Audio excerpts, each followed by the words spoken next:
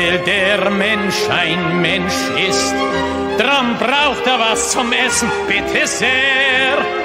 Es macht ihn ein Geschwätz nicht satt, das schafft kein Essen her. Drum links, 2, 3, drum links, 2, 3, wo dein Platz genossen ist, weil ich heim in die Arbeit einheimst komm, weil du auch ein Arbeiter bist.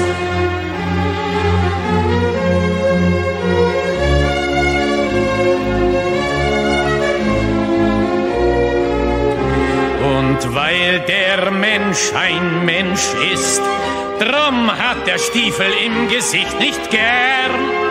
Er will unter sich keinen Sklaven sehen und über sich keinen Herrn. Drum links, 2, 3, drum links, 2, 3, wo dein Platz genossen ist, weil ich heim in die Arbeiter einheimst komm, weil du auch ein Arbeiter bist.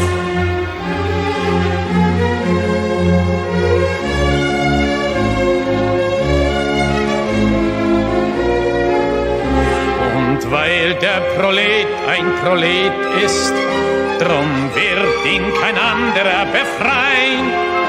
Es kann die Befreiung der Arbeiter nur das Werk der Arbeiter sein.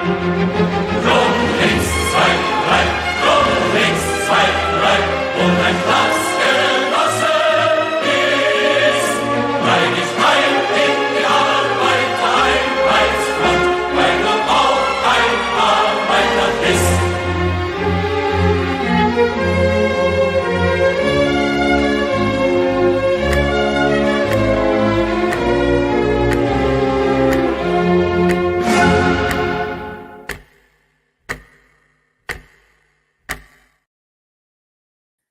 Здравствуйте, comrades. Welcome to Socialism Saturday. Socialism Saturday is where we watch the real far left, the farthest of the far left, the most dystopian of the dystopian. We do not watch AOC socialists. We do not watch Bernie Sanders socialists. We don't watch CNN socialists. We don't watch champagne socialists like Vosh. We watch the real deal, the real socialist activists who are working in academia, nonprofits, who are publishing, who are leading the charge for all of the craziest things that you see going on in society today. If you want to know why critical race theory has taken over schools and why Black Lives Matter is in education is still taught in schools all over the place, even in Florida. If you want to know why that's happening, you have to look at the origin point, which is the real socialist activists. If you want to know why gender ideology has proliferated in schools and 40% of students are now identifying as genderqueer or non-binary, you have to look at the origin point of where it started. And that is the real socialist activists that are doing the work every single day, that are publishing, that are training, that are talking about what they're doing in the open. All we need to do is listen to them and then believe them when they tell us what they're doing.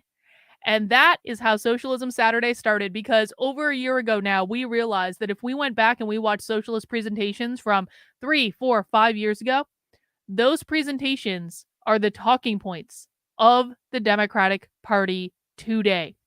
This is not theoretical. This is not just something that's happening in a coffee shop somewhere. This is not something that is happening in a bookstore that is not going to impact your life. Everything these people do trickles down from academia, from higher education, into the K through 12 schools, and will be impacting your children if you are still sending them to public schools.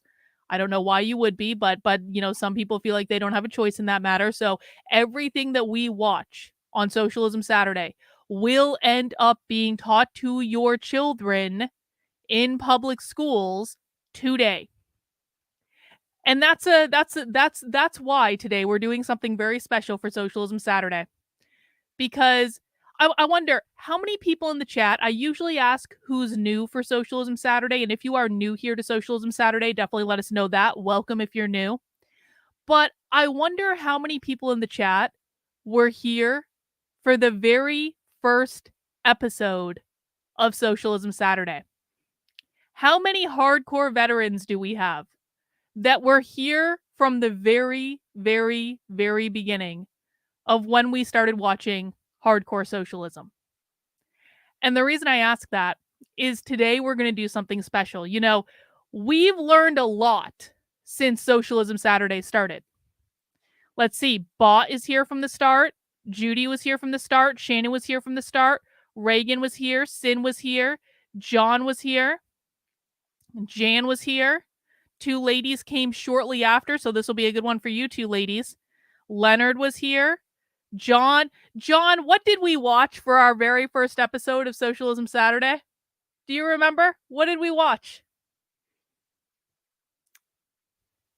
So I've often thought, like, we've learned a lot in the past year.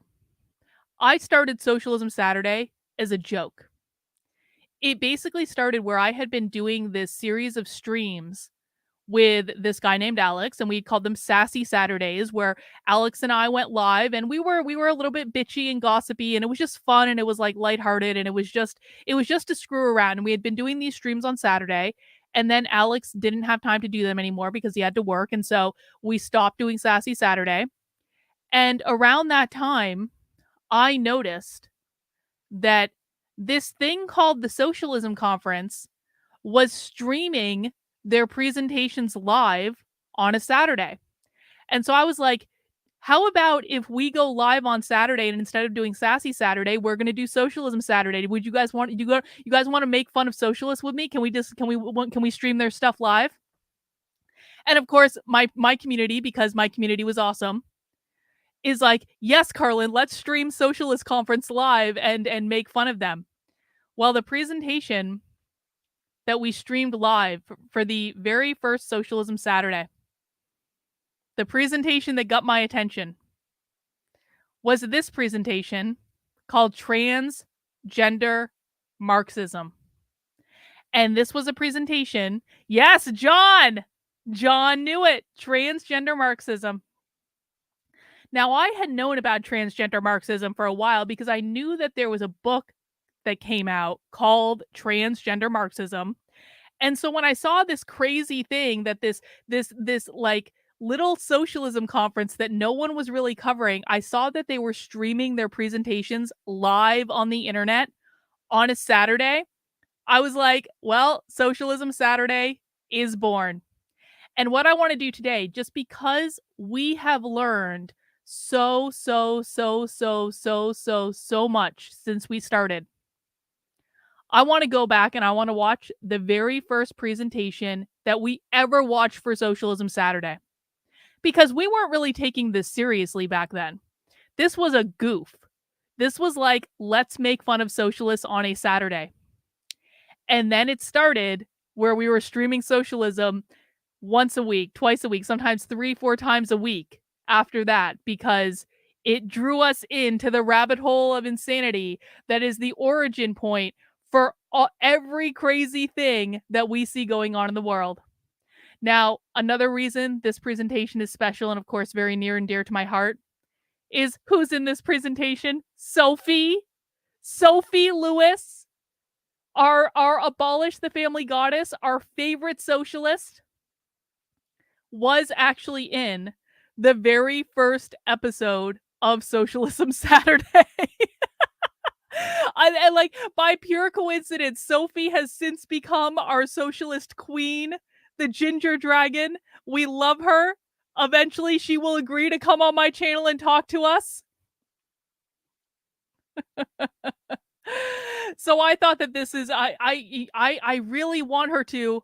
I'm slowly reaching out. Like Sophie and I are in communication.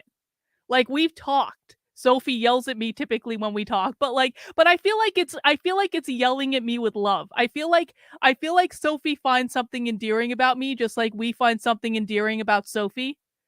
I feel like Sophie understands that I'm actually not out to get her. I feel like Sophie felt pretty good about the fact that I didn't try to paint her as a pedophile when I absolutely could have. after the socialism conference because Sophie said some stuff that, if taken out of context, could be twisted in a certain way. And I said to her, I was like, Sophie, I'm not going to do that. That's not like intellectually honest. I'm not going to do it, even though she knew I could do it and I knew I could do it. So like, we've communicated. I've thrown it out there. I've said, Sophie, what do I need to do to make you feel comfortable coming on my channel? But of course, Sophie is very wrapped up in the Palestine stuff that's going on right now, which we're going to talk about in a second. So she's busy. I'm leaving her alone. But maybe someday, maybe you guys could very nicely ask Sophie to come on my channel. Just very nicely. Anytime you're communicating with Sophie, you need to be nice, okay? I'm serious about this. Sophie has been raked over the coals by Tucker Carlson and like the conservative right before. I don't want her to think we're the same thing. So if you ask Sophie to come on my channel, be nice to her. She is our goddess. She is our queen. We cannot be mean to her. Anyway, Sophie's in this presentation that we're going to watch today, the very first episode ever from Socialism Saturday.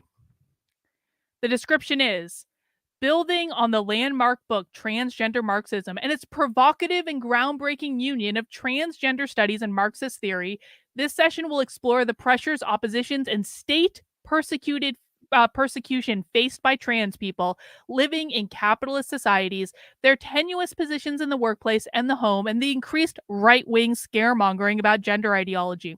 Other presenters in this presentation are Jules Joanne Gleason. Jules is one of the authors of Transgender Marxism, and Cade Doyle Griffin. Cade Doyle Griffin is an insane person. Just wait until you guys, if you weren't here for the first, we have very rarely seen Cade Doyle Griffin. It's not because I haven't looked. Like, Cade Doyle Griffin very rarely allows themselves to actually be filmed because they're insane. They're insane. Like, literally insane. And so you guys are in for a banner episode tonight. I remember Cade being insane in the presentation from last time. I don't remember exactly why. And so it'll be really fun to revisit this, and I think it's going to be good. So that's what we're watching tonight for Socialism Saturday, guys. Now, a couple orders of business before we get started. Number one, I want to let you guys know that I've been hard at work on a new line of merchandise for the Unwoke Art merch store. I'm doing a whole holiday line. They're not all holiday themed, although some of them probably will be, but I'm doing a whole line of like new products so that you can have gifts for the holidays, like maybe even get some stuff for yourself, like whatever. And I've made some cool stuff in the past couple days, and I got more coming too. And I want to show you it. So the first thing I have, this is like, I am so in love with this design, and it's just so perfect for what we're doing for Socialism Saturday. It is the Real Marxism design. Because, of course, real Marxism has already been tried. Socialists really do say real Marxism has never been tried. Oh, no, socialists. No, real Marxism has been tried. And the results of real Marxism, I'll zoom in on one of the posters so you can see. We got Marx standing on a mountain of skulls. And it looks so cool. And like the thing, like, so I've got a whole bunch of this design on stuff. I've got it on bags. Like, can you imagine giving this bag to like a college student and having them take that back to school? Like, this is subversive as hell. I'm so excited about this tunic hoodie. Now, I actually have one of these sweater tunic hoodies that I wear all the time. It doesn't have this design on it, but it was a design. It was a style that I had not added to the store yet because it's a little bit more expensive. But I made one for myself with my public school design on it, and I wear it around all the time. I love this sweater, and I think it looks so cool. And it's just like a really nice sweater as well. I've got other stuff too. You can get that one. I also have, and this one might get me into trouble, I have, the authoritarian megalomaniac octopus taking over the world. This is just an octopus. Doesn't mean anything. It's just an octopus that's a megalomaniac that's taking over the world. You can read into that what you will, but I love that design. That's cool. I also have the Follow the White Rabbit design, which we've got our hero, the White Rabbit, sitting on a mountain of red pills. So that's up in the store. I've got that on all sorts of merch. Hoodies, t-shirts, tumblers, whatever. And then I'm so in love with this one. This is just one of my absolute favorites, and I launched this one the other day. Some of my designs are having an Alice in Wonderland theme because I just like the symbology of Alice in Wonderland. And so we've got our Mad Hatter, and it says we're all mad here.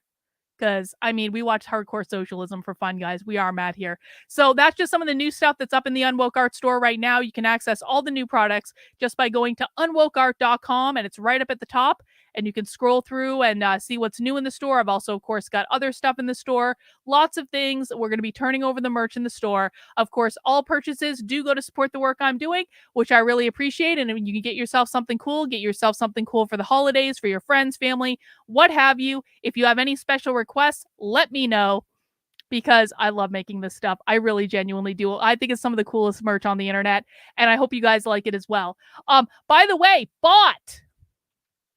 Bot sent me from her merch store, which is botfactory.etsy.com, some rad t-shirts.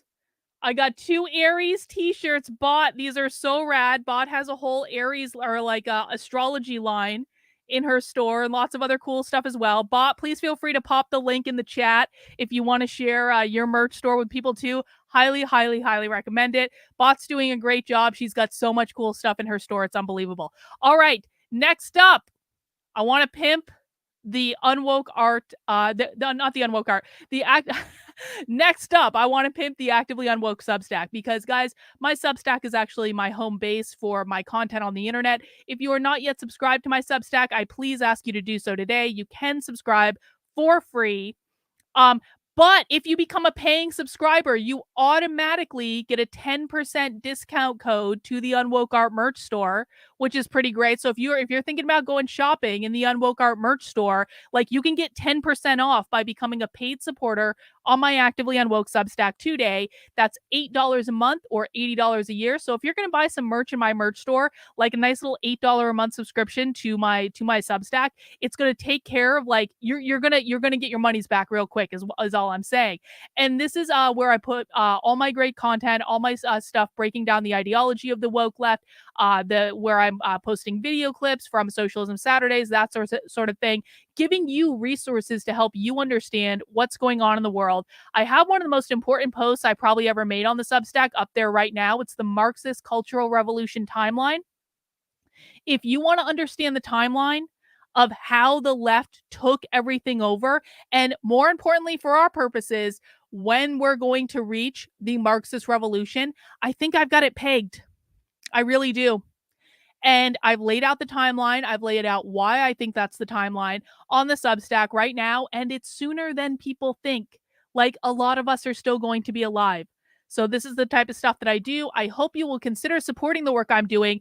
I'm trying to get 100 new paying supporters on my Substack this month to be able to set myself up for next year to be able to fund different things that I want to be able to do, because all the money I make on my Substack basically gets reinvested into doing independent journalism, going undercover, going to conferences, breaking this stuff down, spending all the time doing this stuff that is required, because time is my most valuable commodity. And so you can support the work I'm doing by becoming a paying supporter. $8 a month, $80 a year. I am 35% of the way to my monthly goal already, so we're ahead. But like, wouldn't it be great if we could just knock it out and then I could stop asking you guys for money? Honestly, like, wouldn't it be great if we could just knock that goal out and then we could just, like, get on with it? I would really appreciate that. I think you would appreciate that. But the reality is that everything I do costs money, because it costs my time, and I could be doing other stuff like making merch for my merch store, stuff like that. And so you can help me out by becoming a paid supporter on my Substack today, which is even more important because I'm taking a point of personal privilege before we get into the presentation. Because bitches on the internet, in the form of stepmom Deb Philman and cancel queen Sloan Rasmuch, who both claim to be anti-woke, both of them are running around complaining about the woke ideology in schools, pretending to care about the woke ideology in schools. Both of these bitches right now are trying to cancel my business. Why are they trying to cancel my business? Because I disagree with them about Israel. Now listen, everyone is allowed to have their opinion about what's going on in the Middle East. I myself am anti-war and anti-genocide. I would be anti-genocide if the Jews were being genocided. I am absolutely anti-genocide with the Palestinians currently being genocided by Israel. You are welcome to disagree with my analysis on this, but we should actually be able to live in a society. And the reason that I got into this whole game to begin with was because bitches on the internet were trying to control what I speak about and the things I talk about and all of that. And so I find it to be a little bit morally offensive and, dare I say, irrational and repugnant that people who are claiming to be anti-woke are currently plotting on Twitter to try to destroy my business because I think what's happening to the Palestinians is a genocide. I'm sorry, I think it is. I don't think it's right. And they want to cancel my business for that. Everyone's allowed to have their opinion on this. I am allowed to have my opinion. I have repeatedly denounced Hamas. I've repeatedly denounced what happened on October 7th. I have repeatedly said that I don't actually care if someone's Jewish. I've never cared if someone was Jewish. I don't think that I am an anti-Semite. I don't think that I am a Jew hater because I don't hate people for being Jewish. What I do hate is when Jewish bitches on the internet try to cancel my business for disagreeing with them. Seems a little bit woke to me. Seems, if Deb and Sloan had ever bothered to read the first the introduction of my book, Actively Unwoke, the ultimate guide for fighting back against the woke insanity in your life, the introduction to my book literally is called "You Are Not a Racist." And the whole introduction is about how the woke left uses insults like racist over and over and over and over and over again to make you feel like you did something wrong so that they can silence you. So you just have to get used to being called a racist if you're going to fight back against the woke left. Because if you do anything to push back against the woke left, they will absolutely and sincerely call you a racist to try to get you to shut up.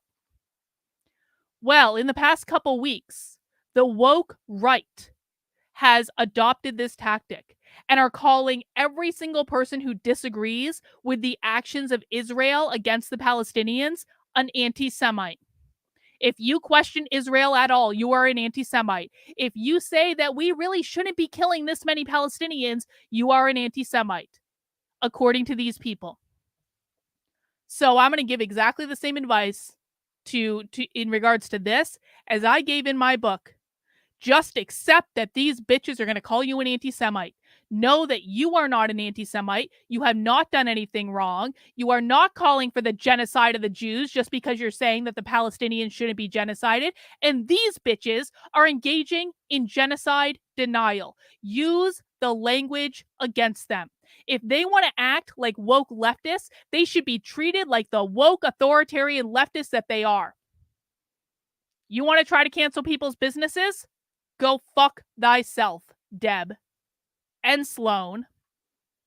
So, if you want to give these cunts the middle finger and say, we're not bending the knee to cancel culture today, bitches, the very best thing you can do is sign up as a paying supporter on my Substack, because nothing drives these people crazier than when people support the work I'm doing, the work that they themselves refuse to do.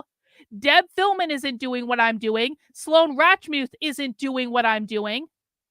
But they want to cancel me right now. They're campaigning actively for it on Twitter. So if you want to give them the middle finger and say, not today, bitches, sign up as a paying member of my Substack. $8 a month, $80 a year. You will get a 10% off coupon to the Unwoke Art merchandise store. You will get access to 2 Zoom calls with me every single week, where if you disagree with me about Israel and Palestine, we can actually have a discussion about it. And we can have a discussion like adults and talk about our different perspectives. There are people in my community who disagree with me. And I still love them, and I don't hate them, and they're still sticking around, and we're having discussions, and they're sharing their perspective, and I'm sharing my perspective, because that's the way it should work. So that's what's going on today. And now we're going to move into the main show, which is, of course, our Socialism Saturday feature. Let me get the Socialism Bingo card up. I always forget to get the Socialism Bingo card up. While I'm doing that, guys, please mount that like button for me. Or if you don't want to mount the like button, you can shake hands with the like button. You can high five the like button. Let us know what you're doing to the like button, but just do something to the like button, because if you don't do something to the like button, then YouTube penalizes this stream and other people don't come and join us.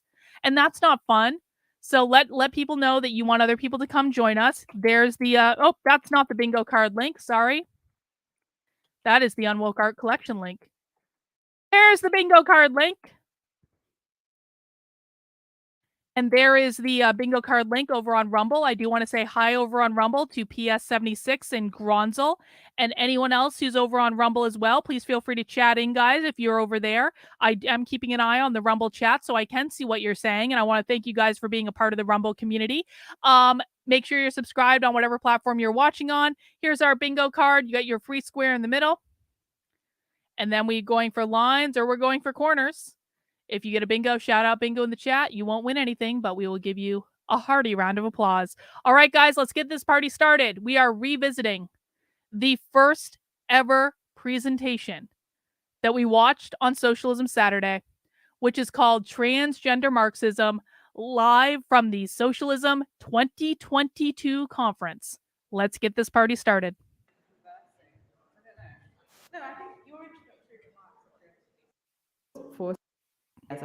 Hang on, we gotta go to the beginning when they actually start. They had a mask mandate then too. All right, Sophie, kicking us off. Welcome to this conversation about transgender Marxism, which is being live streamed. My name is Sophie Lewis, and I'll introduce myself briefly. I want to say thank you for Gronzel over on Rumble. Gronzel says, hang on. See, this is, guys, Gronzel's chat over on Rumble. This is how it should work. Gronzel said, I totally disagree with you that the Palestinians are being genocided, but I think you are totally allowed to speak that opinion, and you're not a Nazi about it, so I don't get the hate towards you. Guys, this is how it should work. I'm allowed to have an opinion. You're allowed to have an opinion. If we disagree, that's fine. We don't need to agree on everything, but I'm not going to go and try to cancel Gronzel, and I don't think Gronzel is going to try to cancel me because he just gave me $10. That's how it should work, guys. This isn't hard. Thank you, Gronzel, for being an adult. I really do appreciate it. Again in a minute, but before I do that, and before I introduce my conversation partners, let me just read out the reminder that all Socialism Conference attendees are required to wear masks, fully covering the nose and mouth while indoors and in conference spaces, including hallways and meeting rooms. We, speakers from the front, can remove our masks in order to deliver our presentations while actively speaking, and audience members are still required to wear masks even while asking questions or making comments. The mask policy is in place to protect all of us, especially the immunocompromised, from the risk of contracting COVID-19. Thank you. Okay, again, welcome. Thank you for being here. As I said, my name is Sophie, and I am an actual or certainly aspiring practitioner of transgender Marxism, as expressed in 2 books so far, Full Surrogacy Now and Abolish the Family. My pronouns are they and she, and I live in Philadelphia. They, Sophie. Where I write full-time and teach critical utopianist social theory remotely at the Brooklyn Institute. Today, I am joined by Jules Joanne Gleason and Cade Doyle Griffiths. We will talk for half an hour with opening remarks from Jules, hear from the lectern, then we'll sit down again and we'll have responses from Cade, further questions from me, and then open it up as soon as possible for discussion, which can and should include questions from the live stream viewers. Well, Terry, the reason you hate her British accent is it's not real. She's not British. Like, she's not British. If you would be so kind as to bring those to my attention as chair, I'll be taking about 3 questions at a time, imposing a 3-minute time limit, as well as encouraging you all to speak to one another. Not yet, James Jones, but maybe later. Rather than treating us exclusively as a panel of experts. Yeah, and we've got live captioning going on. If there's someone speaking quietly near you, that may be because they require a translation service, so don't worry about that. Okay, Jules Joanne Gleason is a writer, communist, and stand-up comedian living in Vienna. Along with Elle O'Rourke, she edited last year's anthology, Transgender Marxism, which I urge you to buy from the bookshop down the hall. And she's been published and performed at queer. I think I heard that she's Austrian and she went to Oxford, which is where she picked up the British accent, and now she lives in Philadelphia. And communist venues around the world. She is writing a book about intersex liberation and the 1990s. Cade Doyle Griffiths teaches anthropology at Brooklyn College, CUNY, and lives in Flatbush. CUNY, He's an editor City University of New York, taxpayer funded. Alongside others, including Noah Zazanis, Nat Raha, Georgie Rosenberg, and the Conspiratorial Association for the Advancement of Cultural Degeneracy. Cade is a contributor in this book. And indeed, I believe was one of I didn't realize Cade Cade contributed to Transgender Marxism. Wow. So I'm going to hand it over to Jules for some opening remarks. And thank you again for being here.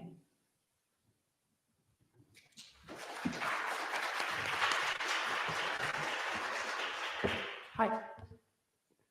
Thanks a lot to everyone who made it here in Chicago and everyone who's watching on the live stream too. So these opening remarks are mostly just going to focus on the purpose of the book. I'm not going to talk about the collection's contents today. I'm just going to talk about this title, Transgender Marxism, and I'm hoping to explain our provocation to you today in 2 points. So firstly, we're going to talk about transgender. So what do trans people and trans struggle, what do these things have to do with revolutionary politics? How are the two going to relate? And this bit, the transgender bit, is kind of the easy part of my talk. Because I think anyone involved in revolutionary or radical left-wing organizing can't really help but have noticed the prominence of trans and other sexually non-conforming people in revolutionary politics. So at this point, I see this as quite an unmistakable, sort of an unavoidable thing to notice. Like there's just, the two things seem to mingle together a lot. What seems to be more difficult for a lot of leftists, revolutionaries. People are asking if this accent is fake. I think she lives in Vienna. I don't know if it, well, they, whatever. I don't know if they're American. I don't know if their accent is fake, but they live abroad, so maybe it's real. And so on is explaining this. So so whether we're talking about like unionization drives in Starbucks, as recently reported by the liberal media, or anarchist free shops and so on, at every kind of level of left-wing organizing, there's been this remarkable trend which hasn't really been so simple for people to account for. And I think a lot of what the collection is trying to do is sort of provide some explanations and some accounts of why that's happened, but especially to kind of like break this kind of awkwardness which we've been noticing, because contrastingly to the left, the political right has found trans people and the increasing numerousness of us all too easy to integrate into their broader narrative of decline. So the right wing talks about the decline of the nation, the decline of families, both of these things losing their grip along with the church. And in this context, like trans people stand in for this kind of porousness of sexual division, male and female, this porousness between them, ranking alongside the porousness of national borders as one of the primary problems facing societies. So, provocatively, in that context, we want to affirm that these reactionaries, so the global right, are presenting to us very incoherent arguments that seem often absurd on their face, but they're not actually reacting to nothing at all. So there are more trans people. There are more trans people filling up subversive and social revolutionary movements. And this reflects very objectively real and quantifiable challenges to the grip of families over our lives, and therefore the reproduction of capitalist relations. So these are some real trends which... The reproduction of capitalist relations. Transgender Marxism, or what I more commonly refer to as queer Marxism, because it's not really about trans people. Trans and queer is not the same thing.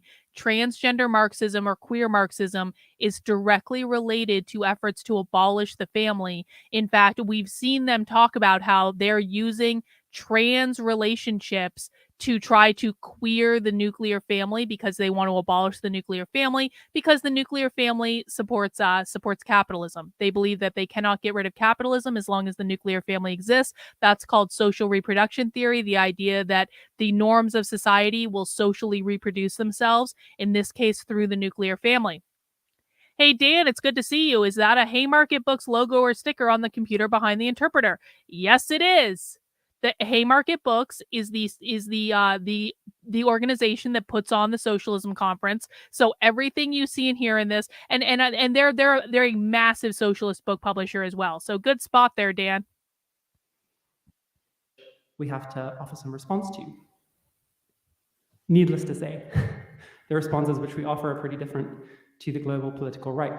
So the politics which are developed in the book, and which I hope we can all continue to develop today and going forwards, are all about trans consciousness and the development of that alongside, or to be more specific, the development of that through revolutionary class consciousness. So these kind of two streams of self-knowledge and... the development of trans consciousness through the development of revolutionary class consciousness. As a reminder, this isn't true of all socialists, but there are a lot of socialists that believe that trans does not mean transition. It means transcend or transform, as in they're not transitioning gender, they are transcending gender or transforming gender, because the goal of queer Marxism, transgender Marxism, is to abolish the gender binary entirely. So what Jules is trying to do is inextricably link what it means to be trans with what it means to be a revolutionary. Revolutionary being the goal is to overthrow capitalism. Interlocking struggles, which may appear equally in workplaces, households, or on the streets. So that was the easy bit. So now we're going to talk about Marxism, or rather about Marx. And yeah, I guess for the purposes of this talk, I'm just assuming we're all social revolutionaries. If you're not a social revolutionary at this point, I can't really help you. Social revolutionary. Maybe we can chat at the bar if you're lucky, and I'll win you around to that one.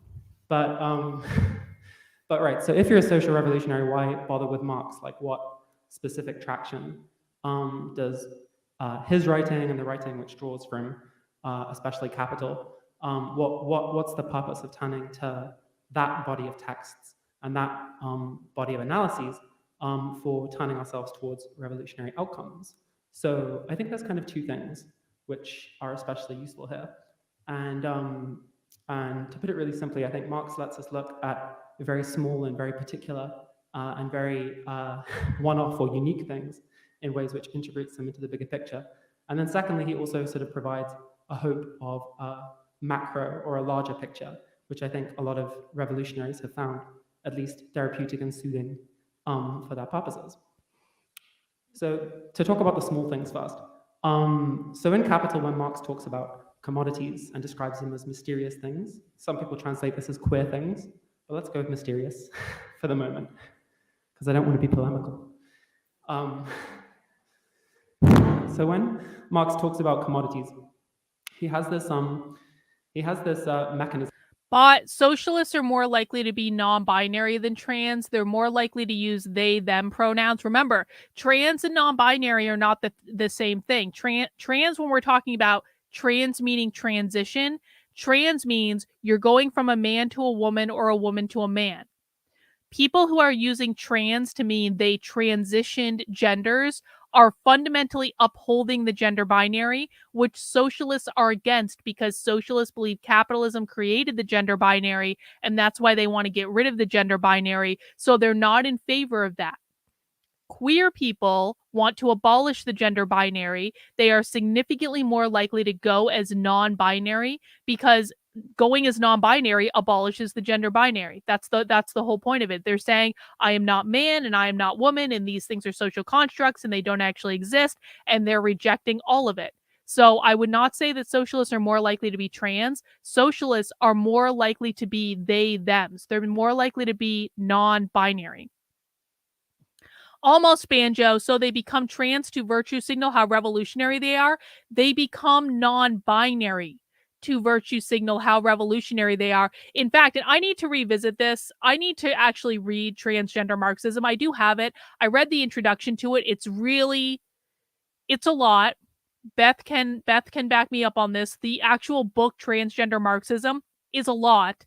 But what I got out of the introduction of the book is they talk about having top surgery as the ultimate political commitment to a revolutionary ideology. So they are literally using like getting your boobs cut off as a virtue signal of the ultimate form of commitment that you can make to the far left political ideology because it's a permanent, like, physical change. And that is actually in the book. He describes whereby we look at commodities several times over, and as we look at them time and time again, we start to see different things. The immediate grasp is probably to do with the more tactile, the measurable form. You have you have a quantifiable number of things, you have a certain number of items you can count up and itemize and collect. But upon closer examination, we find unlocked in commodities metaphysical subtleties and theological niceties that actually we find as we move beyond the kind of the sensual interaction we have with them and into the supersensual.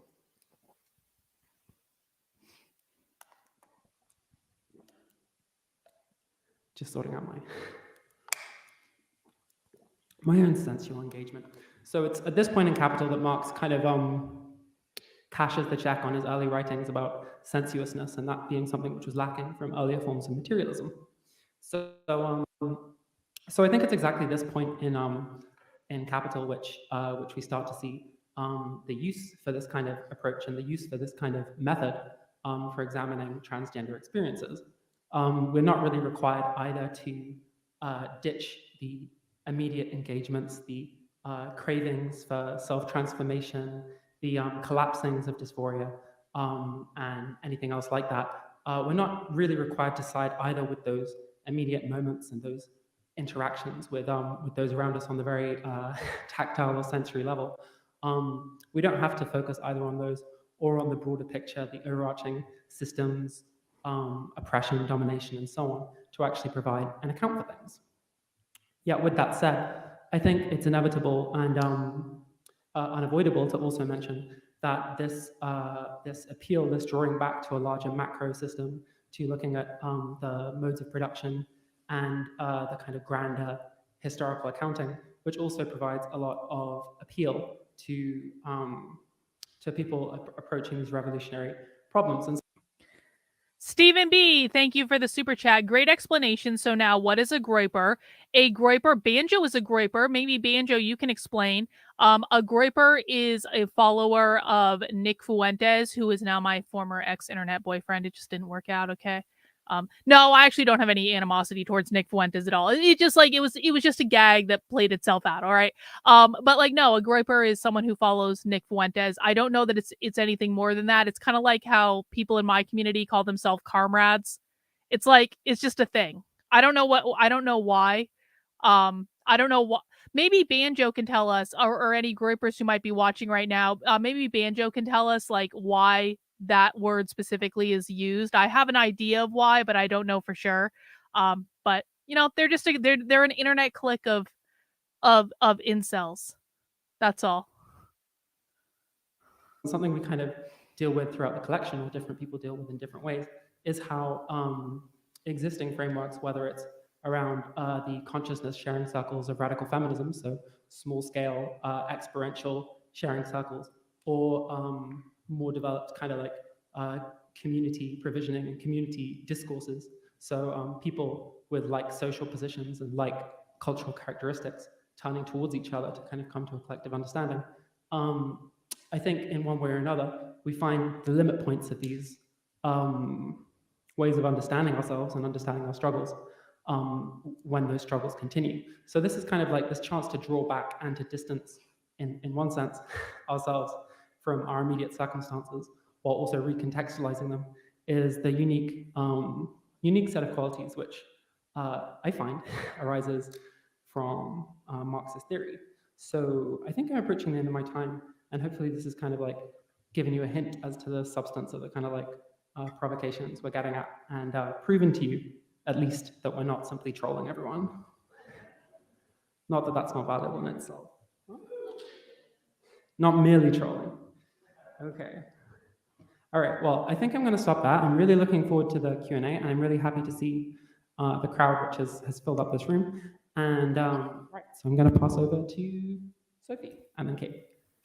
Yay, Sophie!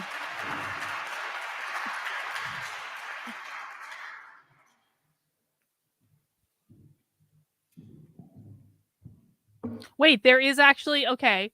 So Groiper equals Goy plus Groper with Pepe the Frog. So what is, I know what Goy is. Okay. So we have an explanation. Thank you, Jacko Crazy, for that. Yes, and the frog is involved as well.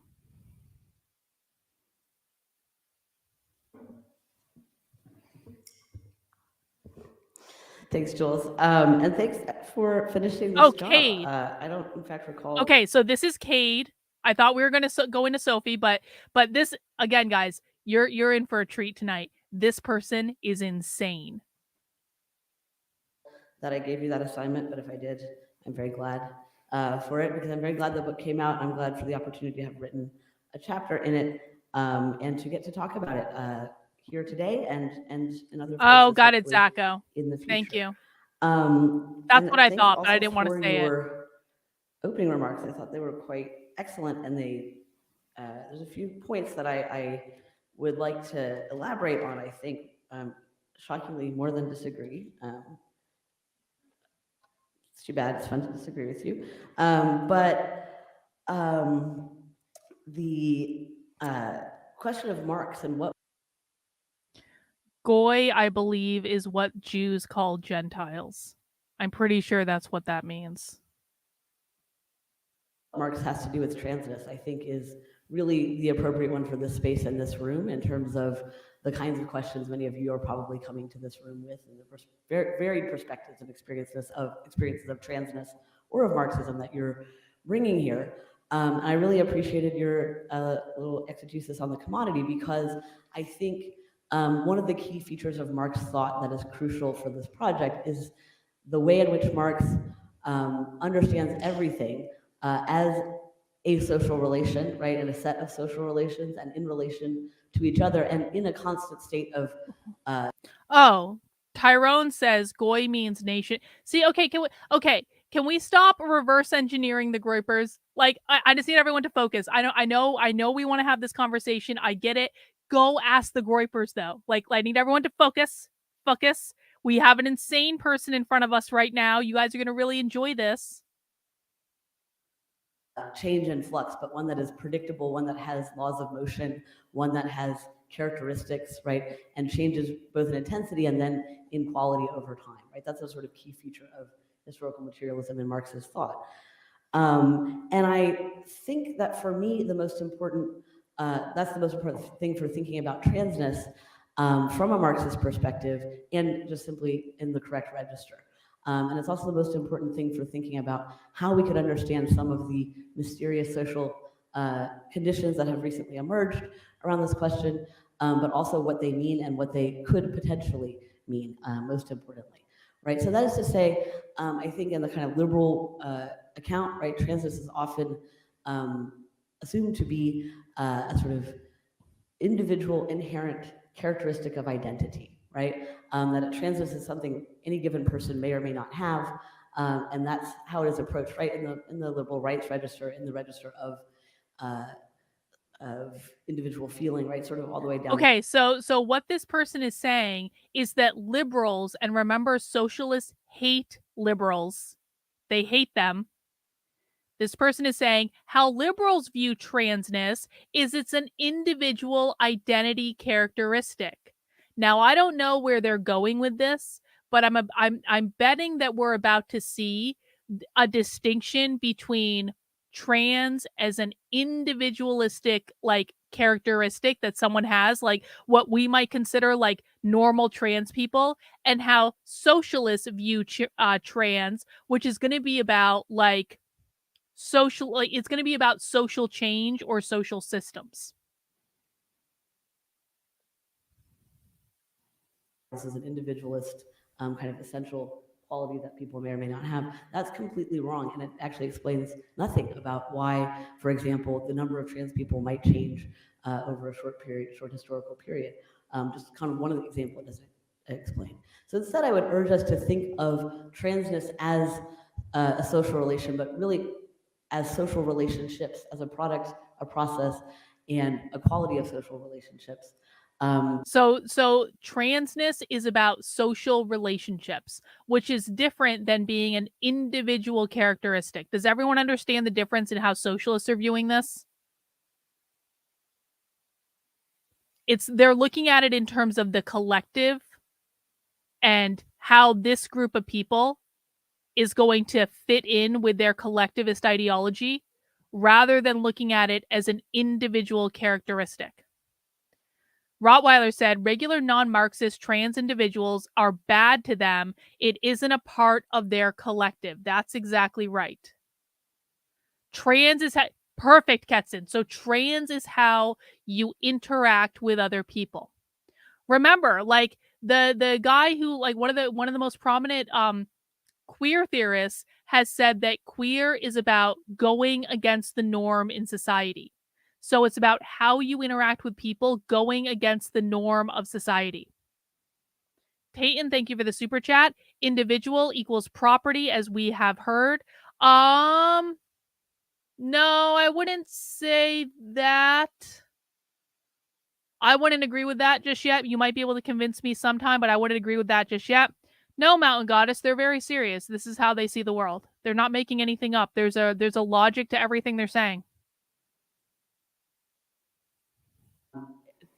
Which is very abstract, but concretely, for example, when Jules and I initially met, neither of us were trans, let alone contributors to an essay called Trans-Marxism, and it's very much the case that our friendship over time has been, the process has been a huge part of the process of becoming trans-Marxists and trans-Marxist theorists for both of us and for many other people too, I would say. So that's one thing, but it's also a social relation in the sense of being a way of seeing yourself and other people in the kind of John Berger ways of seeing register. It's not just a worldview, it's a lens, almost like a Google mask, right? And there's a lot of concrete examples I could give you of that, but if I did, I might be telling secrets out of turn. So I'm gonna let you use your imagination. But what I'm trying to indicate here is that's the mechanism by which trans people are so often hidden in plain sight, right? Everywhere across society, in terms of other kinds of social relations, class, race, nation, but also work and seeming conservative or radical lifestyle or appearance or something, right? Like a trans person literally could be anyone, and often is, right? Well, they believe that capitalism is an inherent part of our experience as human beings because they believe that capitalism is repressing all of us. So yes, they integrate this is why you guys really need to understand and wrap your head around the idea that the number one enemy of the left is capitalism, which is basically synonymous with private property. They see everything from the lens of capitalism and private property. Everything. There is nothing that these people talk about that they are not seeing through the lens of capitalism.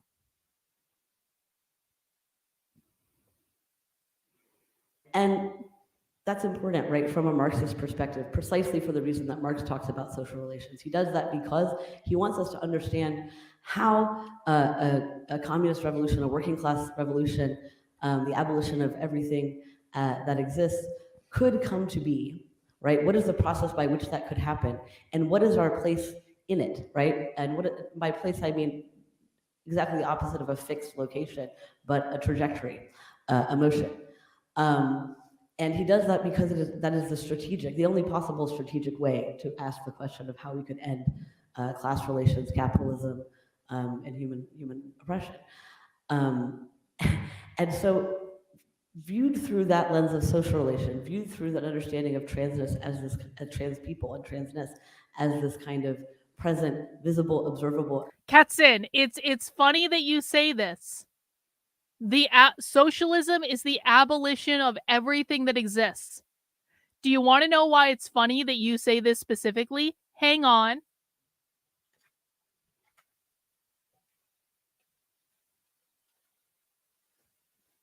When I went to the Socialism conference, this is the 2022 Socialism conference. I went to the 2023, I went to the one this year from a couple months ago. And so I went into their bookstore and I got myself some souvenirs from going undercover at the Socialism conference. And it's funny that you say that socialism is the abolition of everything that exists, because I literally got a t-shirt from Haymarket Books, who is the sponsor of the Socialism conference, that says abolish everything. Isn't that funny? Isn't that funny?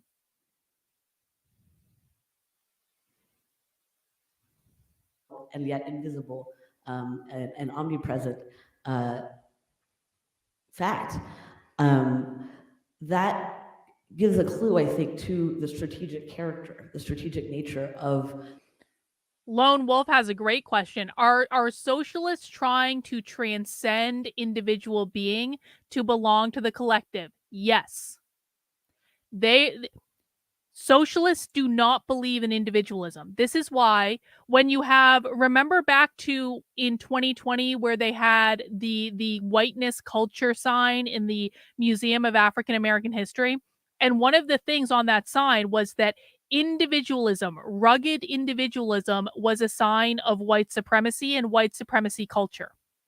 The reason that individualism is a sign of like white supremacy culture, which white supremacy means capitalism, we know that, is because these people do not want to exist as individuals. Like a society without capitalism can only be created when we get rid of all individualism and meritocracy and everyone becomes part of the collective Borg. This is the spectrum that exists. Okay, on the spectrum from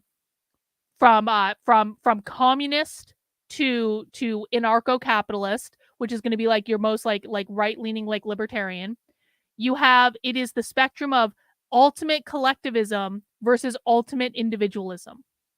So these people fundamentally reject individualism. They want everyone to be a part of the collective Borg. Like, and really listen to this. Anytime you hear socialists, they're going to be talking about the group identity. This is why identity politics is a thing, because it's always about the group identity, the Borg, the hive mind. They do not see people as individuals. They only see people as part of the group that they are in based on their immutable characteristics.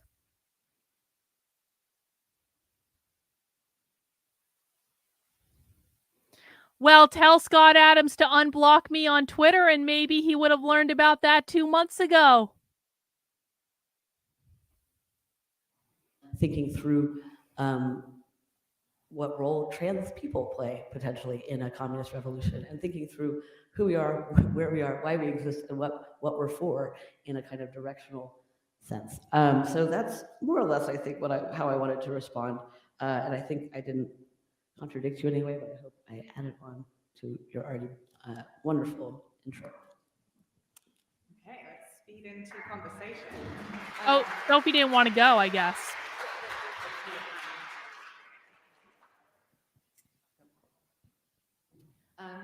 So what I got from this not just, although certainly Sophie, so soft. a wonderful, trenchant, clarifying critique of trans-liberalism, but also, yes, a sense that, in a sense, transgender Marxism is a superfluous phrase. Jordi Rosenberg says in the afterword, as his first sentence, that there is a path into Marx that proceeds through transness. I almost think that, taken as a whole, this anthology very persuasively shows that that Marxism is always already trans. I don't know if that's too polemical for you, or whether you would agree, but Hang on. I just don't want my mic to blast out like from using the volume thing on the browser. Sophie says like the way to Marxism, like trans is a way into Marxism. That's interesting. either of you, but I'm thinking in part of the sort of historical work done by, amongst others, Emma Heaney, to show that it is, cis sexuality that has been sort of produced and imposed on populations over the course of the 20th century. And so Okay, so Sophie says that trans is like an entry point to Marxism because cis sexuality has been socially reproduced and forced onto populations. What does that mean? What does it mean that cis sexuality has been socially reproduced and forced onto populations, and therefore trans is a way into Marxism from these like traditional capitalist structures? What does Sophie mean when she says, and remember, Sophie is an abolish the family socialist. Sophie is one of the abolish the family socialists, has literally written 2 books about abolishing the family. What does it mean when she says cis sexuality is reproduced and forced into the population? Ketzen says cis sexuality is a social relation created by capitalism. Good. Good. Since kids are born into families, they pick up on the idea that a family is normal and good. Good. That's a good answer.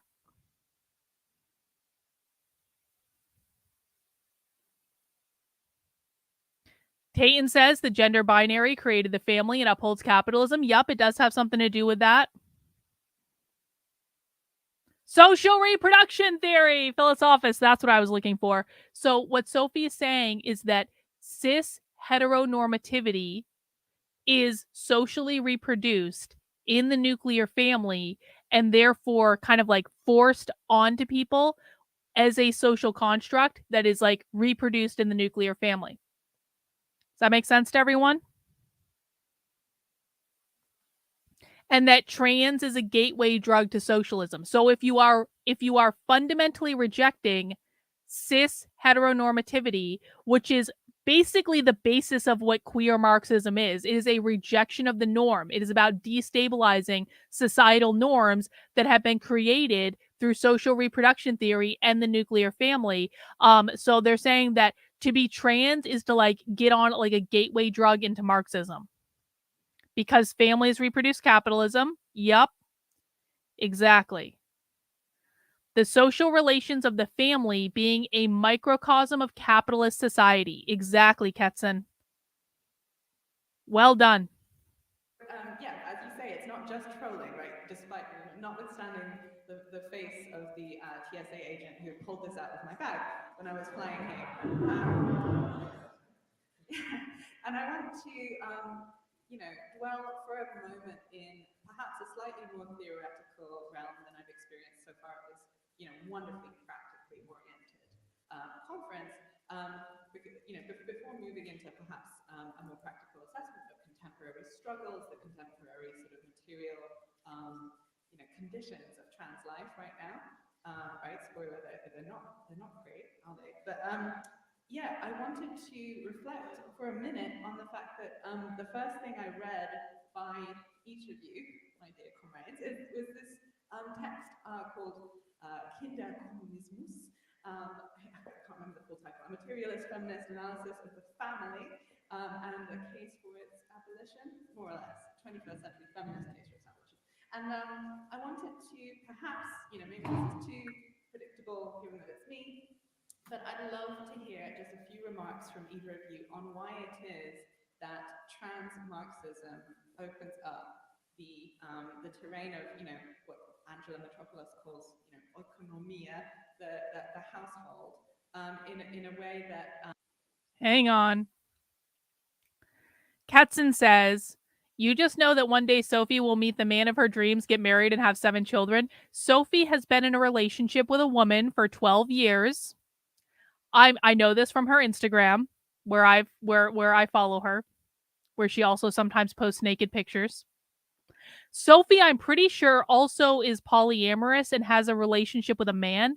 I don't know that for sure, but it kind of seems that way. Like Sophie definitely lives with a woman that she's in a long-term relationship with, but there's also this dude that Sophie's gone on vacation with and posts naked pictures of herself with. And so I'm like, they're poly. I'm pretty sure. Maybe I'm wrong. It would be great if Sophie could come and talk to us and explain. Anyway. Really benefits, social reproduction analysis today, and really helps get us out of the impasses, even of contemporary Marxist feminism, I would say. Why is trans Marxism family abolitionist? Oh my God. See, I didn't know enough when we first watched this to know the significance of what Sophie just asked. Sophie just asked, why is transgender Marxism family abolitionist? So let me do a pop quiz for the chat. Why is transgender Marxism family abolitionist? How would you guys answer that question? And then we will hear from Jules and Crazy Person. How would you guys answer that? Why is transgender Marxism family abolitionist?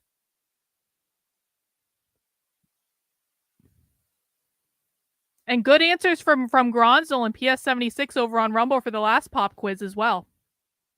Sorry I didn't include you guys in the congratulations. Why is transgender Marxism also family abolitionist? Because the gender binary upholds the family, which upholds capitalism. That's exactly right. Because it undermines traditional family structure at its roots. Exactly. This is not correct. No. Do not fucking descend into right-wing talking point bullshit in my chat. This is a right-wing talking point. This is not a left-wing reality. I will beat the conservative talking points out of you in this chat. Nope. Right-wing talking point, not conservative reality. Well, actually, no, I'm wrong. I was a little bit fiery there, Ketson. You're taking something that I said from transgender Marxism, so excused. I apologize. I was wrong on that. I shouldn't have yelled at you. Because abolishing the family, they think they'll solve the social reproduction problem. Exactly. By destroying the gender binary, transgender Marxism should destroy the nuclear family. Yep, that's true. Yep. They both want to queer society and destroy traditional gender roles and eliminate the nuclear family. Exactly. Reagan says transgender Marxism is trying to create a world full of theys, which will help to abolish the nuclear family. Exactly. Well done. Well done. Now let's see what they have to say. And I hope they have better microphones than Sophie did. No, bad microphone. Let's see. Okay. Well, I think I'll let Cade stop talking about Kindercom, but that's a really rich set of responses from music. And I guess, well, yeah, one thing I want to say is that I'm encountered with a TSA agent, where I was asked why I was coming into this country, and I think my very instant sounding discussion, my instant explanation was that I had a panel discussion with a geographer and an ethnographer, which is, I think, the least subversive description of what this panel is. I could make up. Yeah, concerning Anahini in her remarkable book about modernism, she talks about, yeah, she talks exactly about this use of trans-feminine figures, so the way that modernist writers and other modernists are using trans-feminine figures to try and address lyrically another topic. I just want to say, if you're having trouble understanding Jules, I'm very sorry. I cannot fix the audio problems of socialists. They suck at technology. Let's just try to rely on the closed captioning as much as we can. And I'm sorry, the audio quality sucks so bad. It's them. It's not us. Like the social change that somehow always empties out these figures of their actual character and their actual position. Very much contrasting with the book Loot, which came out last year, by the way, if you're into modernism. Yeah, that book by Anahini was really illuminating for both myself and for Elle in kind of what we're trying to do with putting this collection together, and especially the need to kind of get away from left-wing perspectives, which use trans experiences as this exemplary capitalist suffering. Like, these are the people who taken the worst of the worst, and this is why anything we get out of them is kind of on the basis of that intense suffering and so on, which is an approach you can see elsewhere. Sounds like they might be fiddling with it to try to fix it. So she just says that like the impact, like trans people have like an exemplary like experience due to like the oppressive force of capitalism, something like that. No, this is bad audio, is what this is. Okay, guys, listen, I cannot do anything about the quality of the audio. This is for people who are new to Socialism Saturday, this is a consistent theme in Marxist presentations. Like a good 50% of the presentations that we watch have really, really, really shitty audio. It's just the way it goes. They suck at this. I can't do anything about it. I'm sorry. Marxism as theorizing around racialization and so-called world and so on, but it applies equally with trans people, I would say. But yeah, I'll let Kate talk about Kenny Palm, this another reality that I think creating together. We didn't title it though. Oh, I have to say that I've grown to love the title because it's so weird. Better. It was weird. But I'm very glad that in fact that was kind of the product of our early friendship, and it's really set the stage for a lot of my thinking about Marxism since then, but also about myself, and why we talked about the family. I think really did actually have a lot to do with our own personal experiences, both of the family, but also of existing in a kind of Marxist intellectual milieu, and the disconnect we've experienced from on both sides of those things. And so in that register, I think it became clear to me and also to Jules that the family was under-theorized as an institution of capitalist accumulation. And in thinking about what the role of the family was under-theorized as an institution of capitalist accumulation. So, I mean, that's basically what you guys answered in the chat earlier, is that the nuclear family is the breeding ground of capitalism. And these people are also like, it's a breeding ground of capitalism and we aren't doing enough about it.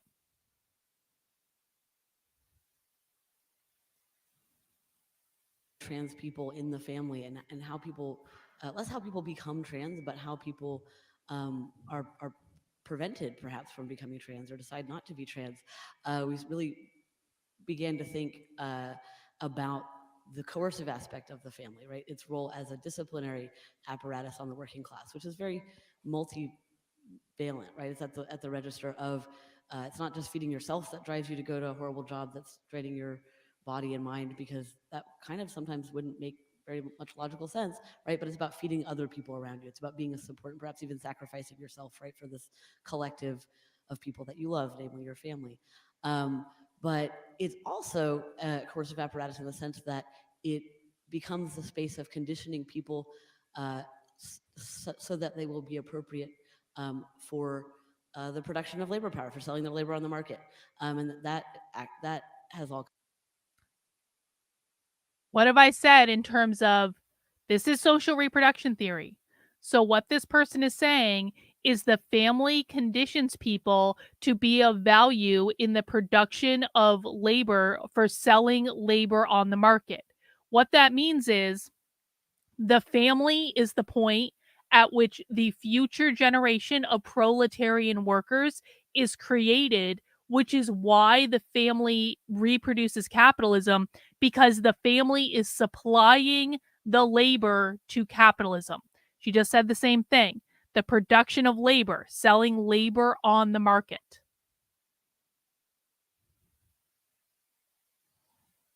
Kinds of violences, including, of course, being a socially legible person in a way that, in many periods, trans people sometimes are not.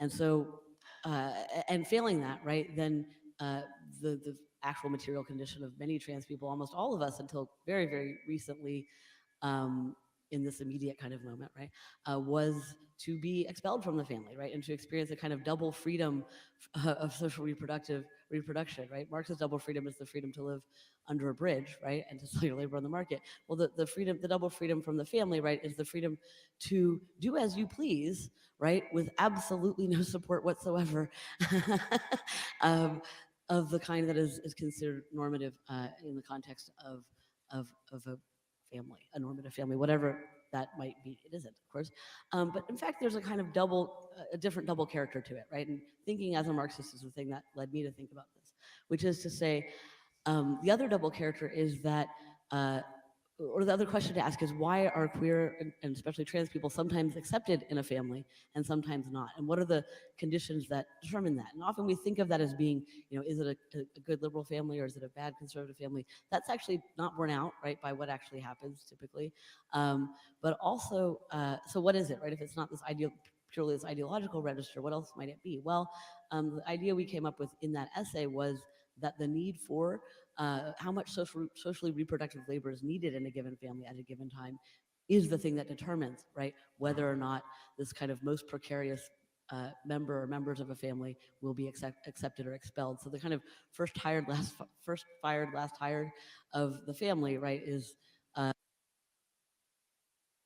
So basically, what she's saying is whether or not your parents will kick you out for being trans is directly dependent on how much they need your unpaid labor as a part of the nuclear family.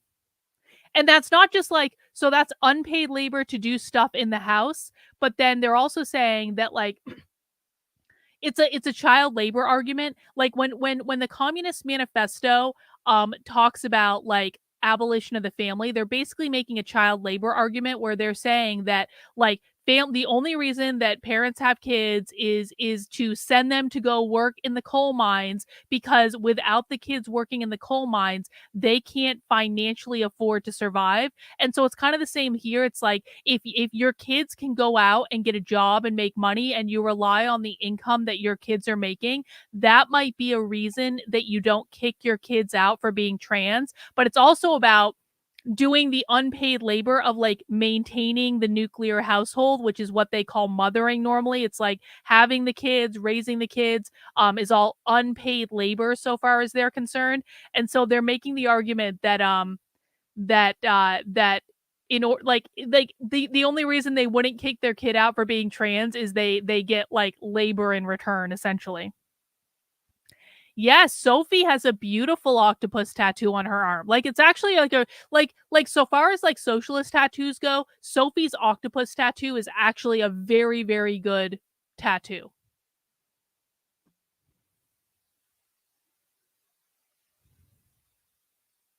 The trans person. And so that's, I think, and we were both sort of experiencing some fear and loathing along those lines ourselves. And I think that's partly what compelled that degree, like that is the subject of analysis, right? But also the kind of coercive apparatus of the family as a developmental institution. This was the main topic of the essay, a thing that produces cis people, straight people, men, women, people of various class characters and qualities, people of various, all sorts of. Hang on, I got a super chat from Stephen B. So Hillary Clinton et al. Precursor this when it started with the "it takes a village" stuff. Was the beginning to end up here? No.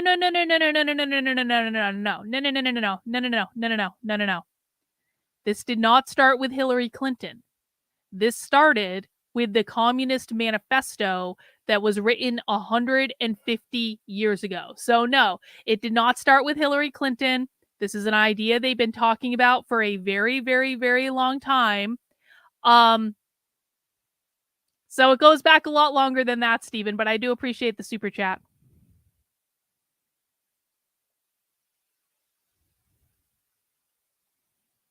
Of aspects that we take as essential are, of course, produced through extremely laborious and multi-register processes of child rearing. And we were asking ourselves, me both as a parent, but of course all of us as adult children, right? What would it look like if we weren't forced into these particular molds and boxes? What would child rearing consist of if it wasn't all of the assumptions that we make about the family? And I don't think that, in fact, that essay gives you a blueprint to that answer. It's also a provocation. I think this must be our thing, guys. Provocations, but it's definitely a call to really think this through rather than kind of gesture toward the possibility that in the future, after communism, everything will be completely different in ways we have not considered whatsoever. So a lot of people in the chat are talking about how, like, you got an allowance to do chores in the household. Why might socialists believe that an allowance in exchange for chores is a bad thing? Why might socialists believe that an allowance in exchange for chores is a bad thing? Not a good thing, a bad thing. Let me know in the chat.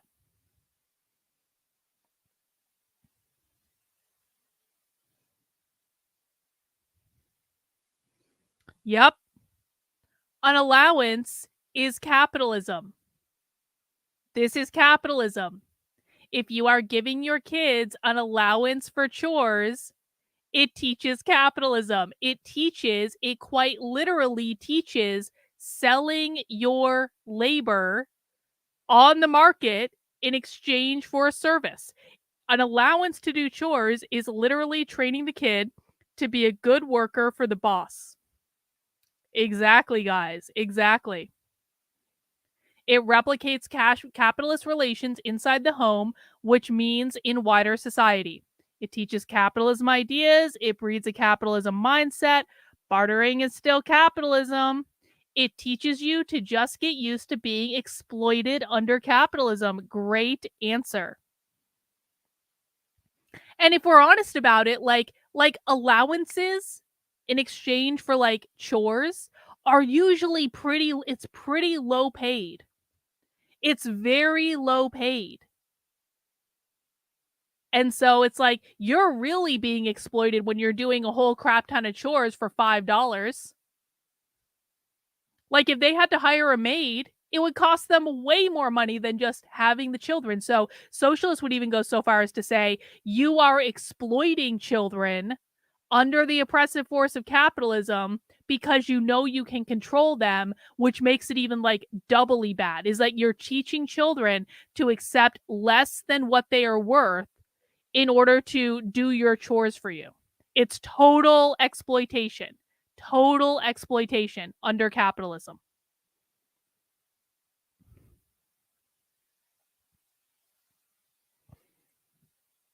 So yeah, that's what I would say. I don't know what you mean. I don't write provocations. I write measured descriptions of octopuses. You can apply Sophie's book, which is called Abortion Family as well. They plug minds. This used to be a very middle of the road orthodox demand, Jules, as you well know. So I'm going to maybe ask one more prompt. As you can see, my interlocutors don't have trouble speaking. So please think about your own questions now, because I'll be asking you in threes to come up and deliver those in a minute. But I wanted to reflect on, what was already gestured towards in terms of the sort of... Hang on.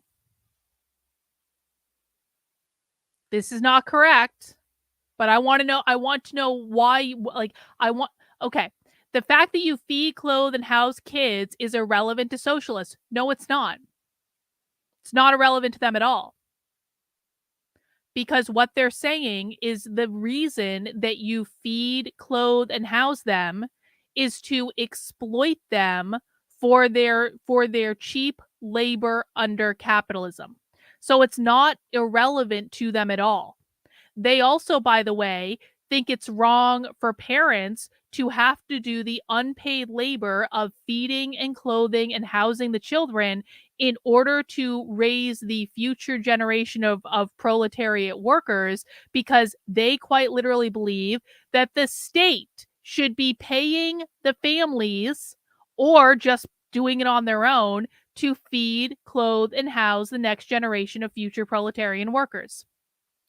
They believe that the only reason that you're having kids and raising kids is to supply the workforce with labor.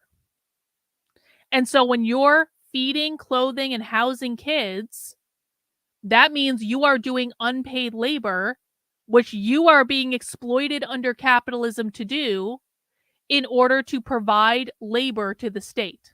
So it's not irrelevant to them at all. They just see it differently than you do.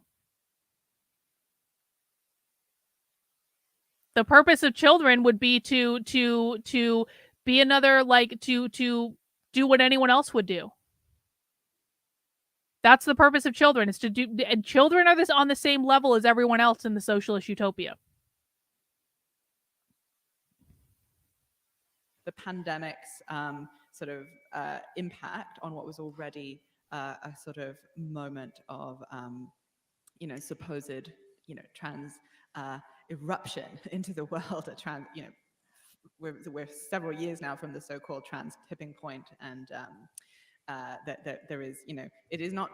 It doesn't make sense to deny that there is, an efflorescence of trans people in the world among us, right? And there's, specificities under a pandemic to do with,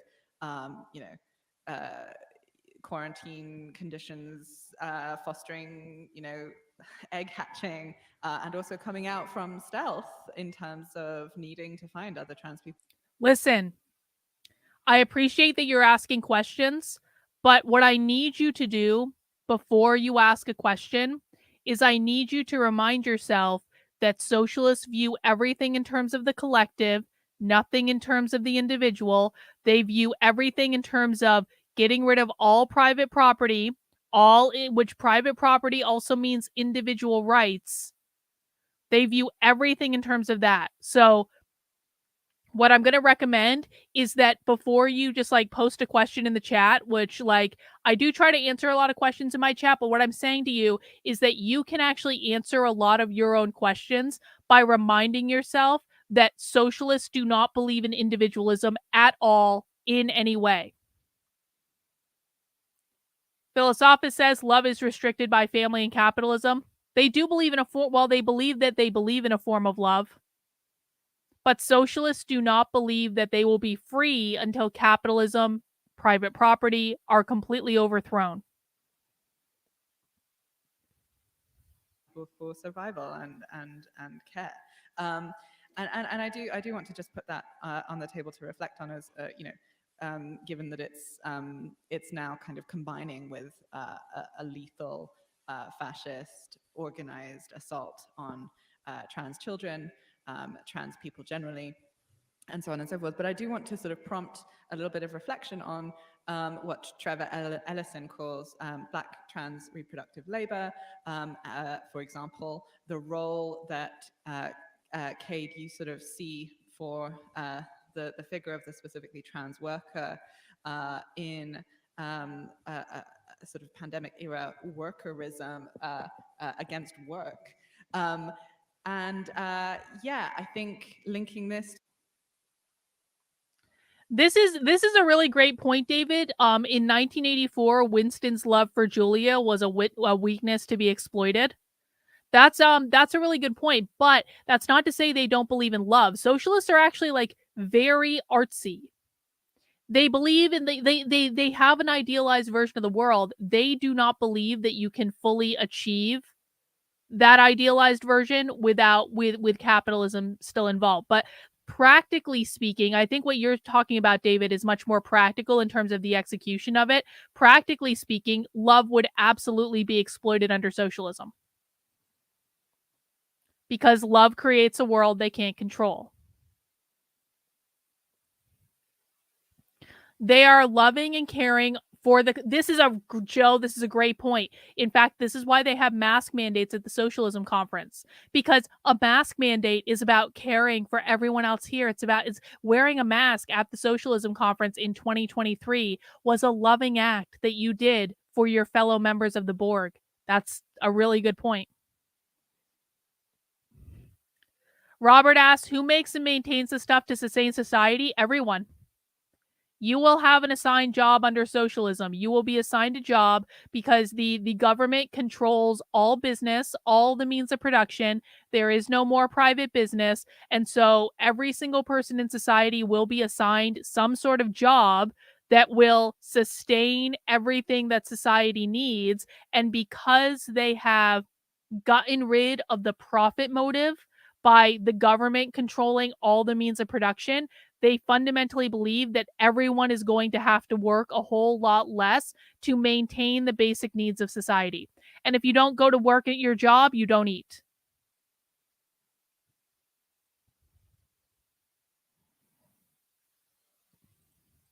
To the sort of one of the main focuses of this conference, which I'm delighted to see, gestational and reproductive freedom, which should never be divorced, I think, from the question of sort of gender liberation and bodily autonomy under the trans rubric, right? And I was thinking of what Liat Ben Moshe said in the panel before lunch, which I thought was very thought-provoking. Nobody has a disability, she said, and the conditions that sort of disable are relevant to us all, but that is not to say we are all disabled. She said, please don't say that. I think there's a sort of parallel in a way. Trans-Marxism names material forces and sort of cis-sexualizing disciplines and labor orders that are, materially relevant to us all, which is not to say, as Slavoj Žižek used to say 10 years ago, that we are all trans, right? But Kay, to bring this kind of to something more concrete, in your contribution to the volume, you document the teachers' strike in West Virginia in 2018 and the central concern of many workers there over a new healthcare monitoring practice of forcing them to wear Fitbits and be subject to regular medical testing, which would then fine them if they failed to exercise sufficiently or if they didn't lose weight or meet other health targets, right? That is the kind of analysis that makes sense to sort of center as well. Again, I'm going to recommend that you take in all of the times I've answered questions, and I'm more than happy to answer questions, but I feel like I've answered this one from you before. It sounds like gibberish to you because you have not yet learned how to speak socialist. People who know how to speak socialist understand what they're saying. I understand what they're saying. Now, everyone's in a different place on their journey. Everyone learns in a different time. I don't know exactly when you discovered my content, but the reason it sounds like she's speaking gibberish is because you have not fully learned their language yet. The only way, I promise you, the only way you're going to learn how to speak their language is by listening to them. Really listening. Not listening to get the gotcha, not listening to get the own, not listening because you want to point something out that's going to make you feel morally superior to them, not listening to nitpick all their arguments, because of course we could spend all our time doing that, but it wouldn't be a good use of time. Listening to understand them. and then applying what you already know that we've previously talked about before to try to work through some of these questions for yourself. They speak in code. They're speaking in English, but they're using a different dictionary. It does take time to learn how to decipher it. This is not something that happens overnight. But the reason I'm being a little bit harder on you is that you've been watching enough where you should be picking some of this stuff up now.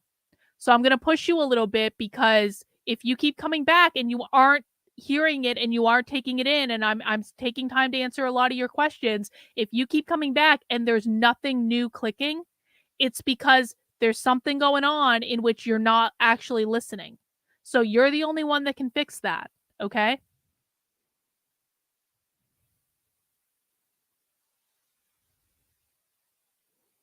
You know, in a book on transgender Marxism. So could you perhaps, reversing the order a little bit, could you kick us off a little bit with some reflections on what exactly sort of queer workerism against work is, and how the figure of the trans worker helps us get deeper into that?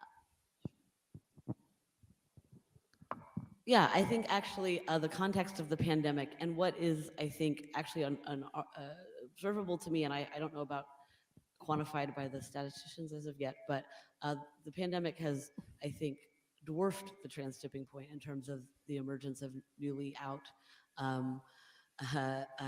trans people. And the question of why, I think, why that is, and also what that means, and is central to the question you're asking me. And so it's a concrete example of the thing I was just... Hang on. Look, they're fixing Jules's microphone. Look at Jules's face. They're fixing Jules's microphone. Oh, isn't that nice for us? They realized how badly it was. Beth, thank you for the super chat. Hold on. Dad never paid us for work. We were told what job to do. We ate what we were given. We were provided a roof over our heads. Was I raised a socialist? A little bit, Beth. A little bit. Your father raised you as a socialist. Isn't it funny? But you were raised in a nuclear family, and so you understood the norms of capitalism. But that's a really great point, that would be raising a socialist. I just want to do a quick pause to say hi to everyone watching over on Rumble. We've got a really good crowd today. Also, hi to the people watching on YouTube. I appreciate all of you. No matter which platform you're watching on, please do make sure you are subscribed. So now's a great time to do it. Subscribe. Mount the like button for me. Mounting the like button lets YouTube and or Rumble know to recommend my content to new people. So if I'm teaching you things today, if you've heard something that you haven't heard before, please do make sure to subscribe and mount the like button so that more people can be brought into our weird little dystopian community. And of course, we do Socialism Saturday every Saturday at 6 p.m. And so I hope to see you guys at future Socialism Saturdays. Just saying about the family, right? In the context of a pandemic, in a context where everybody is, of course, facing down death at this moment, right? As this is hitting, but also, right, facing the a doubled burden, right, or tripled, I don't know, a huge burden of social care, socially reproductive care, right, as well as the possibility of that increasing in some unknown amount, right, while at the same time sort of being disconnected from immediate, from less immediate, right, like family members, friends, right? There's sort of rubber meets the road of who's supporting you and who are you supporting in that kind of a moment. And it sort of clarifies, I think, for many people, either that they are indispensable to the people who they fear may dispense with them, right? Or that they have already been dispensed with. And in that sense, the decision becomes much easier. That's one of the reasons that I think this kind of explosion happened. I think there is another sort of larger register where this also happened.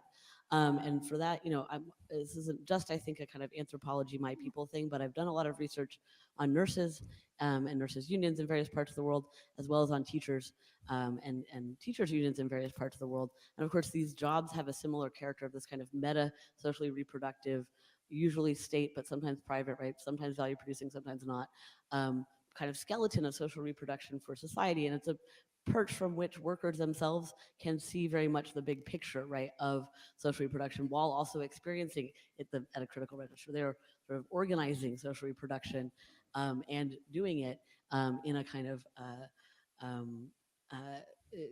intellectual labor and physical labor kind of register. And we saw this very concretely in the pandemic with the way that nurses were worked and killed and just, anyway, it was quite intense, right? And this radicalized people.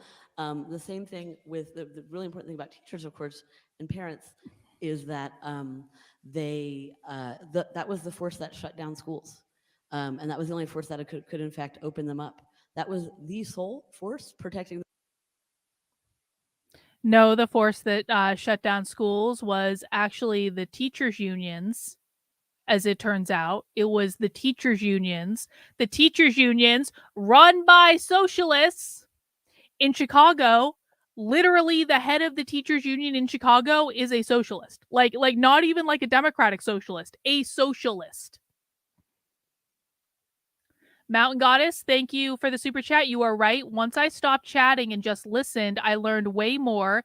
Thanks again for your work. I never understood any of this until now. I appreciate the wealth of knowledge. Yeah, see, like, I'm really not trying to be mean when I say you need to listen to them, or like you need to stop like trying to pick apart everything they say to like throw it back at them, or to like the real problem is like when you try to infuse conservative talking points or a conservative understanding of the world into what they're saying, because these people are fundamentally different.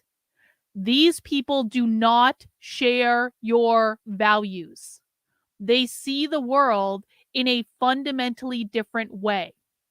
And you have to kind of detach your emotions and your feelings about that from the reality that there is nothing that you can say to get these people to align with your values. They think your values are garbage. Now, you think their values are garbage too.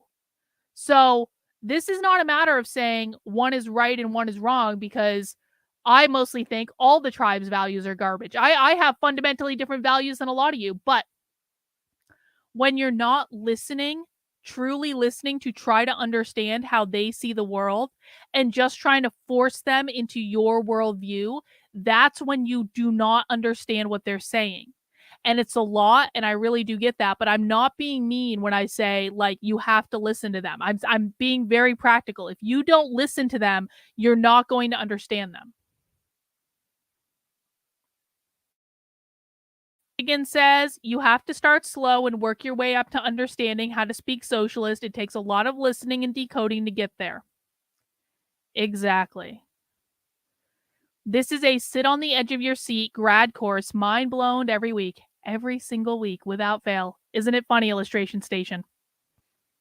The working class in the US from an open just ravagement of the pandemic from jump. That's what happened. It's kind of undeniable.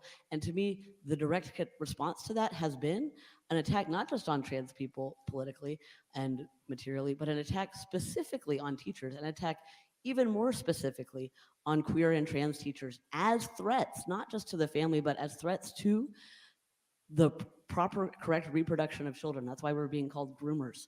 And that's why any conversation between a trans person and another trans person about how to be trans is being cast as a disgusting perversion and a crime. And that's, I think, where we're at. And it captures both the level at which we are actually growing. So they're saying, and I'm glad like my volume is now kind of like meeting theirs, which is good for me. So what she just said is that the only reason that we are calling them groomers is because they are trying to disrupt social reproduction, and we don't want them to disrupt social reproduction. So we're calling them groomers, not because they're trying to sexualize children. I'm speaking their perspective. They believe that we're calling them groomers, not because they're trying to sexualize children, but because they are disrupting cis heteronormativity, which is socially reproduced within the biological nuclear family. And we are fighting on behalf of capitalism to try to stop them from disrupting social reproduction of the capitalist system. Does everyone understand that? This is what I mean when I say we have fundamentally different values. The people that are calling people who are sexualizing children groomers are doing it because they are against the idea of adults, especially in the public schools, sexualizing children. That's why they're calling them groomers. But these people believe it has nothing to do with being against the sexualization of children, because they don't think the sexualization of children is wrong because children are little adults. These people believe it has nothing to do with being against sexualizing children. It's only because they're winning and they're disrupting the social reproduction of capitalism through the nuclear family, and we're trying to stop them because we want to maintain capitalism and they want to get rid of it.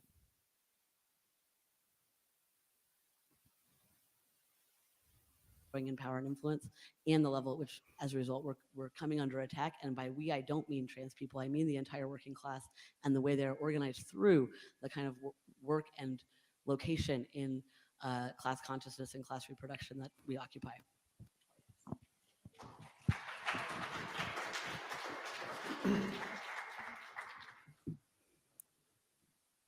Yeah, so I'd just like to pick up on So much better. The point about abortion. So much better. And I suppose, I guess what I'd like to talk about for a moment is overlaps like in approaches to struggles, and the ways that different groups will use kind of similar techniques or similar organizing methods to kind of achieve their ends. So with many abortion NGOs and many groups which are trying to ensure that these services are still available to people. Oh no, I'm getting hiccups. Like much of the US, where the state is trying to prohibit it. A lot of this provisioning happens through distribution of pills, one of two pills used for ending early stage pregnancies. And yeah, so as far as pop quiz for the chat. Hang on, I'll turn down my volume a little bit. Is my volume relatively equal with them right now? Please let me know, because I'm modifying the volume in the browser, and so it might not be. But pop quiz for the chat. Yeah, I'll drink more beer to get rid of the hiccup that I just had. Sorry. Pop quiz for the chat. What does fighting for the abortion pill, which is what Jules is talking about right now, she's talking about the abortion pill for self-managed at-home bathroom abortions. What does fighting for the abortion pill have to do with the gender binary and the nuclear family? Why do they believe that reproductive justice is connected with transgender Marxism or queer Marxism? I'm supposed to be louder than them. It's a reaction video. Why do they believe that that reproductive justice has to do with queer Marxism or trans Marxism? Kids hold down women. More, please.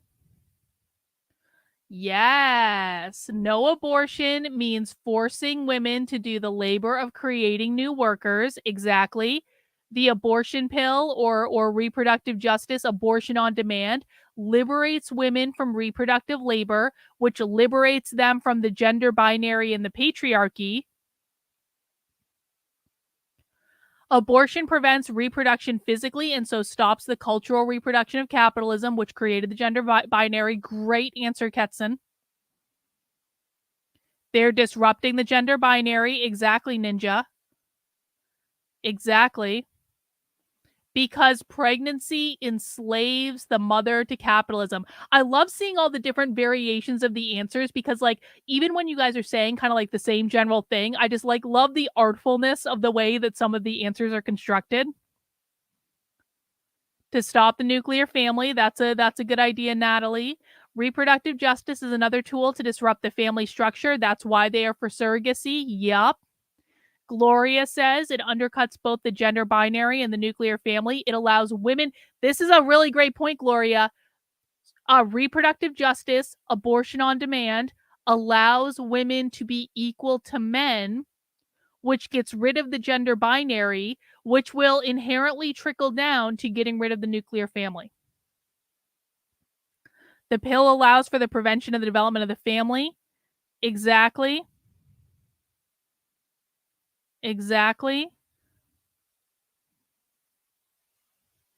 Kai Wan says no abortion means that you will have the liberty to delete your kids or not.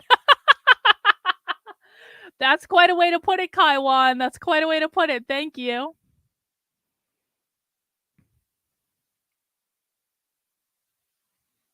Well done, guys.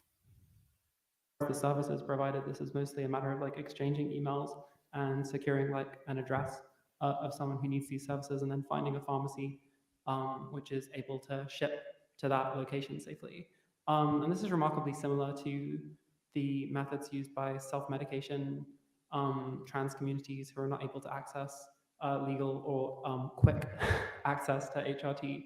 And if you look at websites like hrt.cafe and so on, this is pretty much all they do, is the same process of like connecting trans people in need of medications and the medications which they need from whichever pharmacy and through whichever shipping is required. Needless to say, many people are also simultaneously using both of these services. So one abortion activist I spoke with recently said that every week she was dealing with a new person on testosterone who was also needing an abortion. So these are not isolated struggles by any means. Every week she was dealing with a new person on testosterone that also needed an abortion. Can we just wrap our heads around the like absurdity of that idea? Well, that Dan, I will tell you this. The person in purple is the editor of the book Transgender Marxism. So you can read into that what you will. Oh yeah, pharma loves these people so much. They're making so much money off of these people. It's ridiculous.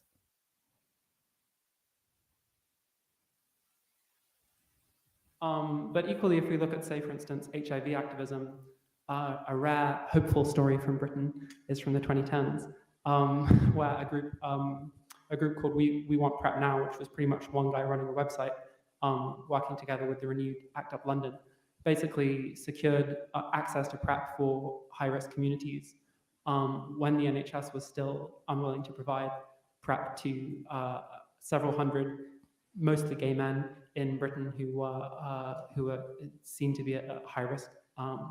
And the consequence from this was a massive drop, I believe as large as 30% in seroconversion HIV transmission rates. And after this, the NHS kind of swung around and is now providing PrEP to people in need. So there are other examples, but I'm trying to think. There was one more I was thinking about. Oh yeah, similarly, sex workers. Sex worker organizing is often around basic distribution of information and provision of like blacklists around clients and equally like around distribution of information, which again kind of like both parallels and overlaps with community provisioning around trustworthy physicians for things like HRT and surgeries. So we can see like in purpose and maybe in form, in approach at least, a lot of these different types of struggles which are not workplace struggles, but which are sort of rooted through intimate and deep, often bureaucratic familiarity with the processes which people requiring any of these respective services, so abortions, HRT, relatively safe and complication-free surgeries, or sex working without murderous clients and cops. Each of the people in these overlapping groups are kind of taking similar approaches to these extra workplace struggles, and this is like, yeah, similar to the way we want to challenge the partitioning of personal or private life, which exists in the household, and then true political struggle. We want to kind of look at the ways that, yeah, really these oppressions and really these marginalizations have never like existed in tidily separated ways, and so the struggles against them will often share a whole lot in common, and also will share personnel. So you'll have the same people running the sex worker spreadsheets who are running the HRT provision, who are running the abortion providers. So yeah, get to know each other. Let's have some hands from the floor, please. Okay, we're about to move into the Q&A section. Just as a reminder for anyone that is new to watching socialism, they're actually very pro sex work. Remember, socialists are allowed to participate in capitalism. They are allowed to, on the Communist Manifesto says this, as long as they're not part of the bourgeois, and the bourgeois certainly ain't participating in sex work. So they're allowed to do it. It's about survival, et cetera, et cetera, et cetera.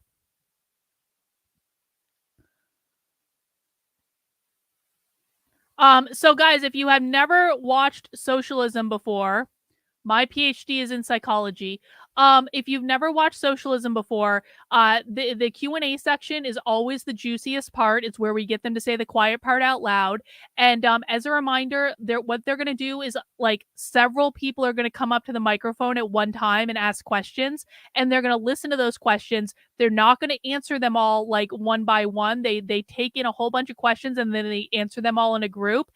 So don't think they're ignoring the people that they don't answer the question right away. It's just the way they do things. It's a little weird. It is what it is.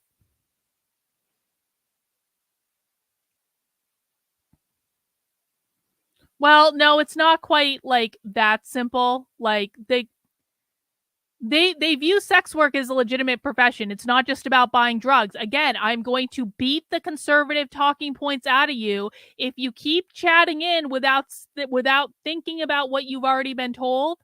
I'm going to beat the conservative talking points out of you.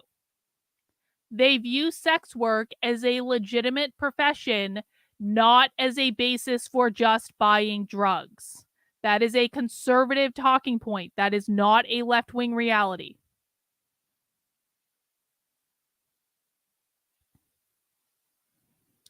Oh, you don't like learning, bro? You don't like that? You're not here to learn? Okay, goodbye.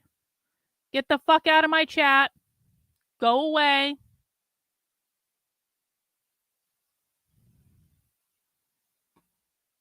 Always got to be a disruptor that is too fucking childish to participate. Okay, great.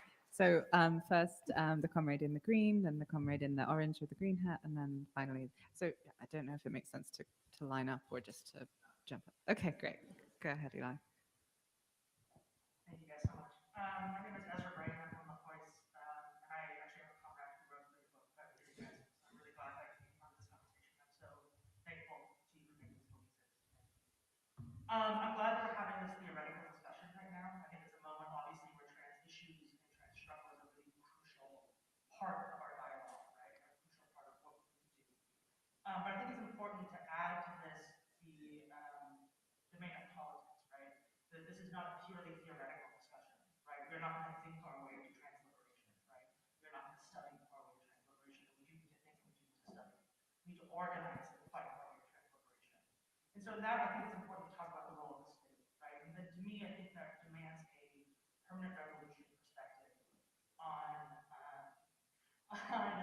trans liberation, which is that under the capitalist state, under capitalism, we will never be able to secure the material conditions necessary to bring about true trans liberation, or for that matter. Under the capitalist state and in the capitalist system, we will never be able to bring about the material conditions necessary for true trans liberation.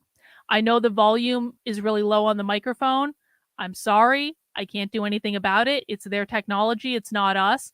But I can hear it vaguely, and I want to encourage everyone to utilize the closed captioning to hear the questions. But that's what was just said.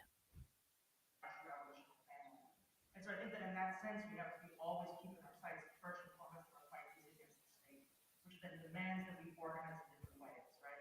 So I don't think that we can, obviously, I get HRT from a shipping company, I love it, but I don't think that like that alone is going to secure the material conditions we need, given that there are like still not to be accessible to huge swaths of people who don't have internet, people who don't have stable housing, all sorts of things, right?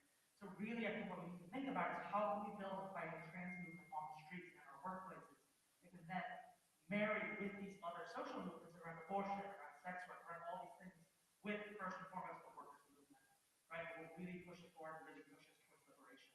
And so I think that's important as we have these discussions to always remember that like we are in a political crisis. We are in a political crisis. And we're in a political crisis of a right wing who wants us fucking dead. And who wants our children dead. And so that I think demands a real seriousness and a real agitation here. And so I think that we really need to think about and think very seriously about how can we build the political force necessary to defend ourselves and to secure our rights for both us and for the generations who are coming after us who may not get a chance to organize and live in these. So this is a very long-winded question to ask, essentially. How do we politically organize to get rid of capitalism to support trans liberation? Conditions. So again, I think we need to think very seriously about what is the political force we need and how we organize that to do something about it.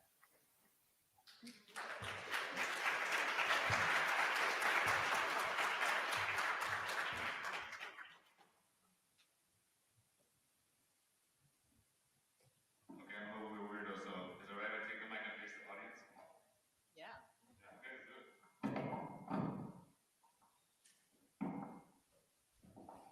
He wants to give a speech to the audience. What's up, guys? Nice Pablo. I'm not a fucking weirdo. I've always been a weirdo. So, yeah. That's the point. It's okay to be a weirdo. So being a weirdo is normal. And so, I was a little kid in the Bronx. Obviously, Yankees are the best forever. Fuck you guys. White Sox handcuffs. Suck my dick. Yeah, man. Sometimes, what the fuck did I say in the beginning? Okay, I gotta say that. So I'm a spoken word boy in New York City. I do like 3 open mic nights a week around the city. I like it. It's a form of exhaustion. So one of the challenges about the way that socialists run things is when people come up to the microphone at the end in the Q&A section, they can literally say whatever they want. It doesn't, most of the time it is actually addressed to the panelists and it is actually relevant to the presentation, but it doesn't have to be. And so if I remember from the year plus ago when we first watched this presentation, this guy's going to ramble for a little while. Usually they will cut them off at a couple minutes. I don't remember exactly what happened though, but I think that this guy is mostly just a pain in the ass. I do appreciate it. It helps me understand myself as well. Baby, wait here. Okay, so this is a little poem that so you can cry when I read it. High school thing, Miss Thompson. Is it less than 2 minutes? Okay, it's a minute and a half long, so yeah. Okay. Yeah, even Sophie's like, bro, 2 minutes.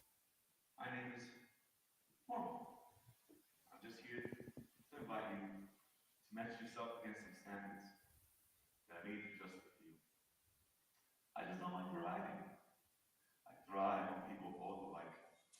It's like to put you in a box and tell you what's the right you. I brought along some labels that stick like glue. And maybe you already met this tool I call IQ. Hey, don't put this test that I advise.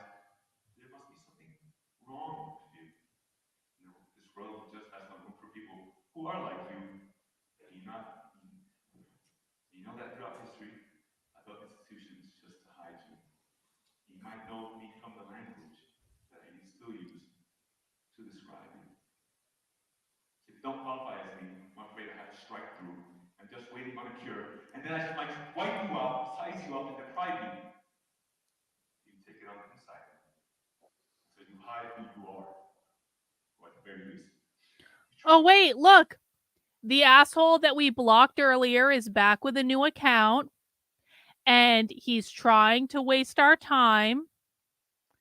And he says, are you mad at yourself or the world for wasting your time on a BS degree? When did you realize you can't be successful on YouTube as a woman of size? Well, bro, I'm pretty sure I'm more successful on YouTube than you are, given that the only thing that you're doing is coming in and trying to disrupt people with your multiple shitposting accounts. And, you know, the next time you come in, we're just going to block you. But right now, I'm making an example of you. Because really, bro, you're the one that looks like the asshole here.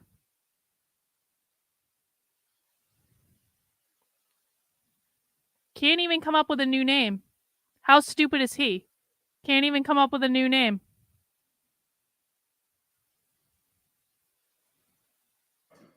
Thank you. Comrade in the blue.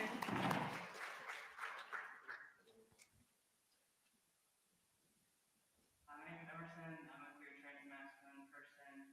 I'm from Columbus, Ohio. I do not know the vocabulary of socialism yet, so I'm just going to try my best. But just wondered your thoughts about the rise of pride clinics and the competitiveness of hospitals and healthcare systems to offer safe LGBT care, which is provided by cis-centric medical practices of surveillance and gatekeeping of medical and life-saving gender-affirming care.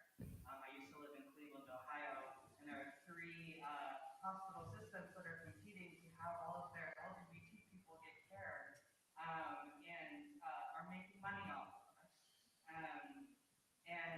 They're making money off of trans folks who are often traumatized by whatever the institution throws together as affirming care. And some people have to participate in that system to receive HRT and surgeries, and then we're denied based on BMI and all of these other things. How do we navigate the people who have to receive care in those institutions?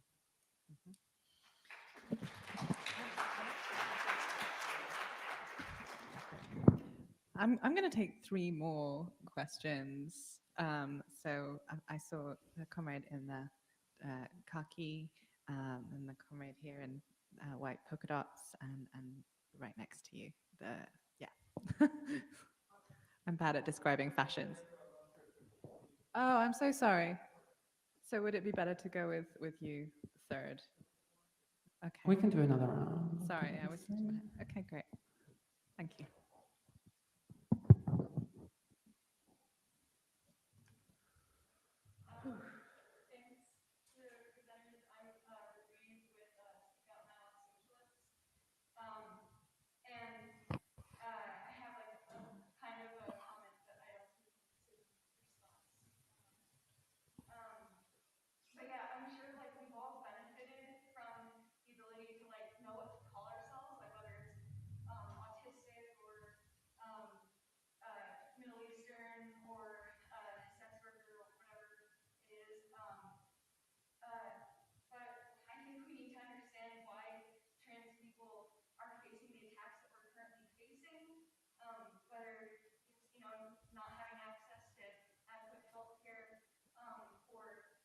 Denying trans people the right to have normal human experiences, like going there we go. in a comfortable way, or participating in sports as a kid in school. And I think we really need to recognize that, like, having all of these labels that I'm sure all of us have benefited from, like, feeling liberated with, have also made it easier for capitalism to create different groups and different power dynamics where because we have these boxes, it's easier to give some people more and other people less. And while it's great to be able to call yourself, to know what to call yourself, I really think that the next step for any LGBTQIA plus movement is to kind of start moving away from these boxes, and that we can't do this under a capitalist system, because that's exactly who's creating the boxes and who benefits from them. And I think that part of this is kind of recognizing what our role is in the working class and in a working class revolution, and that the trans experience might be different from what other workers experience, but and often worse. No, they're not obsessed with how they identify individually. This person, the person we're listening to right now, literally just talked about group identification. This person's entire comment is about group identification. They are not obsessed with the way that they are identified individually.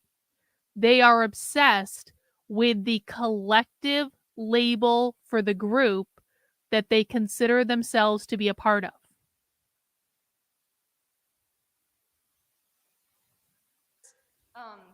And that is part of what the working class experiences. Okay. Thank you.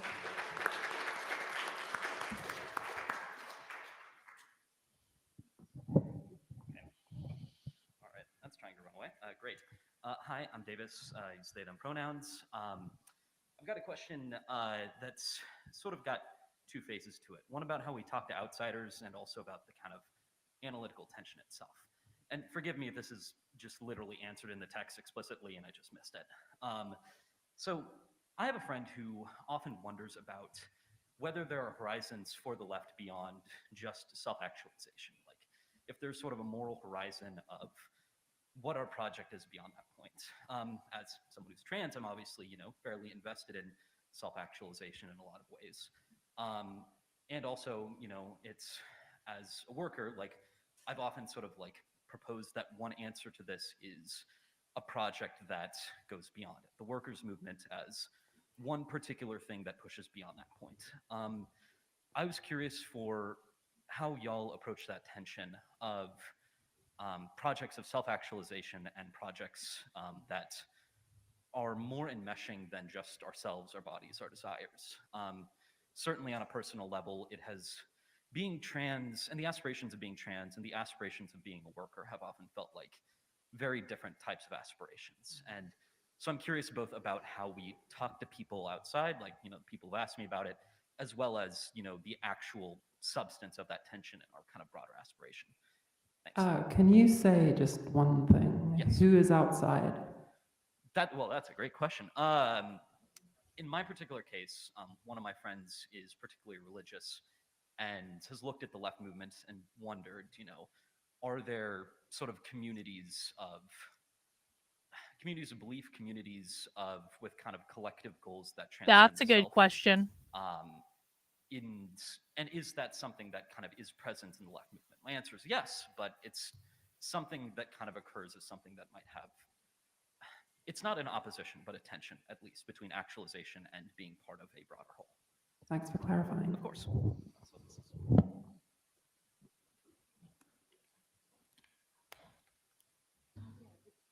Did we decide which of you two? You can speak at once. Don't be British about this, please.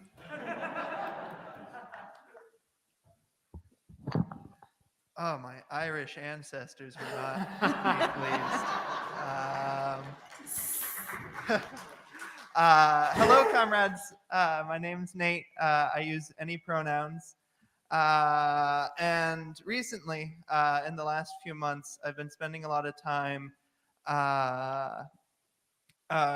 relaunching my DSA Correct. chapter. He's from New up in Hampshire. New where I Hampshire. live. I remember him. And I remember this guy because he is the enemy in my backyard. This is correct. They're constantly trying to figure out which community they're a part of. They're so far as maybe I should go to a DSA meeting in New Hampshire.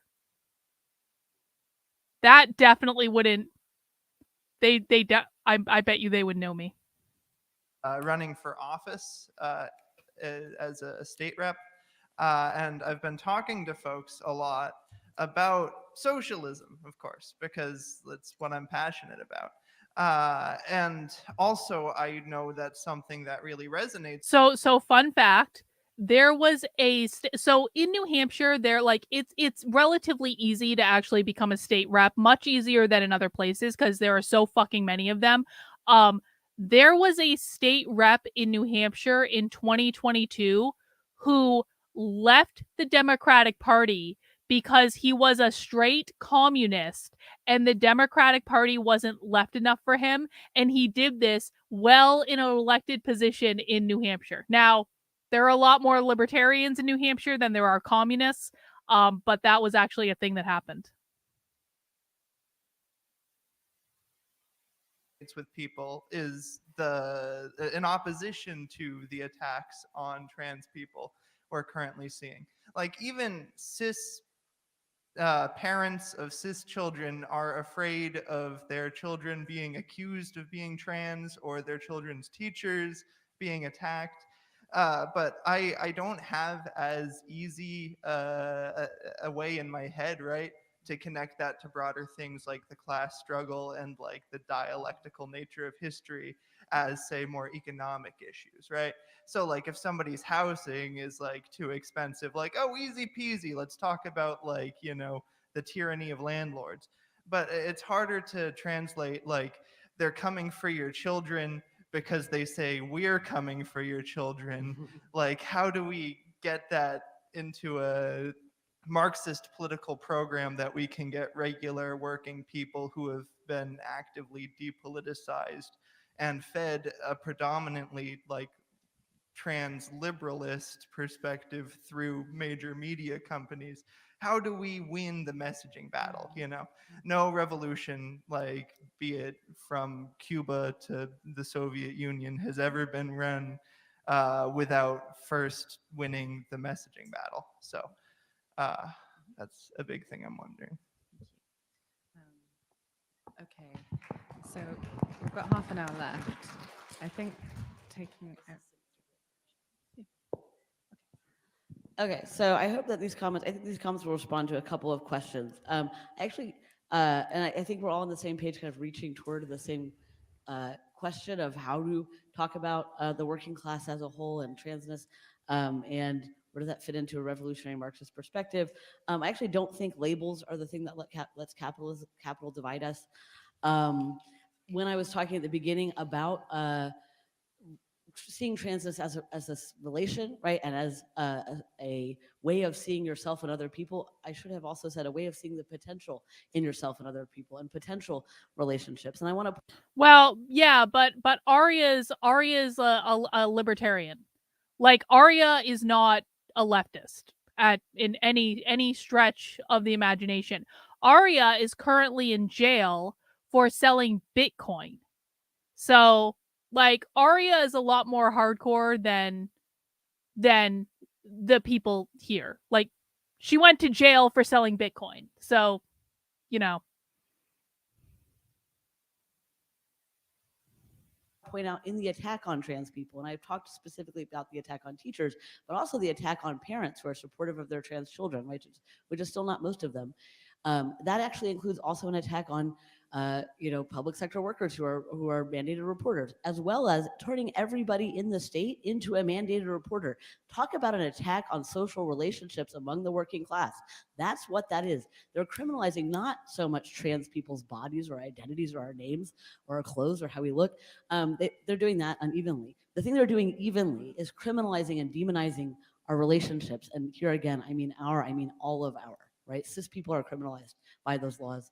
And that's always the case with these things. If you go back to North Carolina in the bathroom.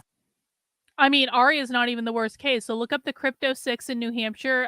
Ian Freeman just went to jail for 8 years also for selling Bitcoin. The difference between Arya and Ian is it was the same case, it was the same kind of general thing that happened. But Arya took the plea deal and is in jail for 18 months. Ian did not take the plea deal and it just got sentenced to 8 years in prison not too long ago. And it sucks and it's very sad. And I'm not, whatever. Bathroom bill, that actually happened at the same time as they went on the offensive against the minimum wage in the same state and workers' rights. And that was not incidental, that was part and parcel of the whole thing. Which is to say, I don't think there is, in fact, a tension between self-actualization and communist revolution. We need a communist revolution. No, so Everyday Therapist is bringing up a great point. So they don't like the idea of mandatory reporters. No, they hate the idea of mandatory reporters, like legitimately hate the idea of mandatory reporters. They rail against it all the time. They think it's like these are people that want to abolish the police for real. And so they view mandatory reporting as like an extension of the carceral state or the police state, and they hate it. So that we can be self-actualized. That is the only possible condition under which that will happen. And the process of revolution is a self-actualizing one. And that's because it is inherently relational. We're not building, and this is again to the question of propaganda or messaging. Propaganda messaging, great. That's not how this works. Solidarity is how this works. Building relationships of mutual understanding and transformation in organizations Transformation. that are headed toward that larger transformation, that practice that along the way. That's the only, that's not a recipe. Oh, look at this. Look at this. Banjo is not our only Groiper today. Groiper here, learning a lot. I'm glad you stopped by. Thank you, Offensive Saint. I appreciate you. If there are any Groipers here, other Groipers here, like, identify yourselves. Let me know if you're learning something. I appreciate you guys showing up. That's very short and trying to be succinct, but let's not think of this as Bayesian superstructure. That's what makes it not go together in our heads. I have a lot of answers.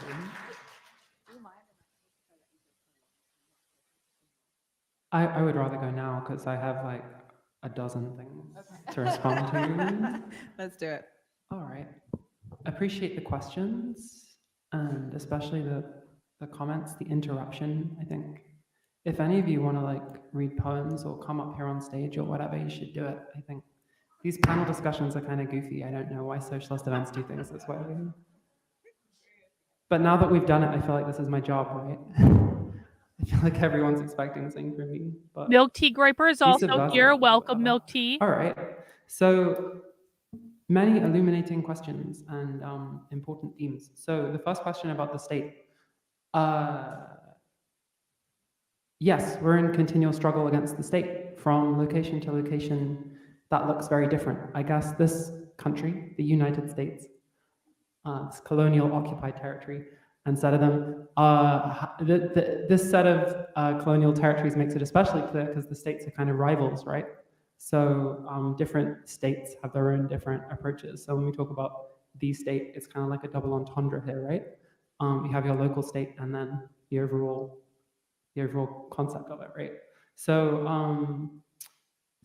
yeah, and that makes it especially clear. But if we look at it more internationally, for instance, like a lot of this work on transliberalism, this remarkable essay by Nat Raha from 2015, which you haven't read, that's a great one to read.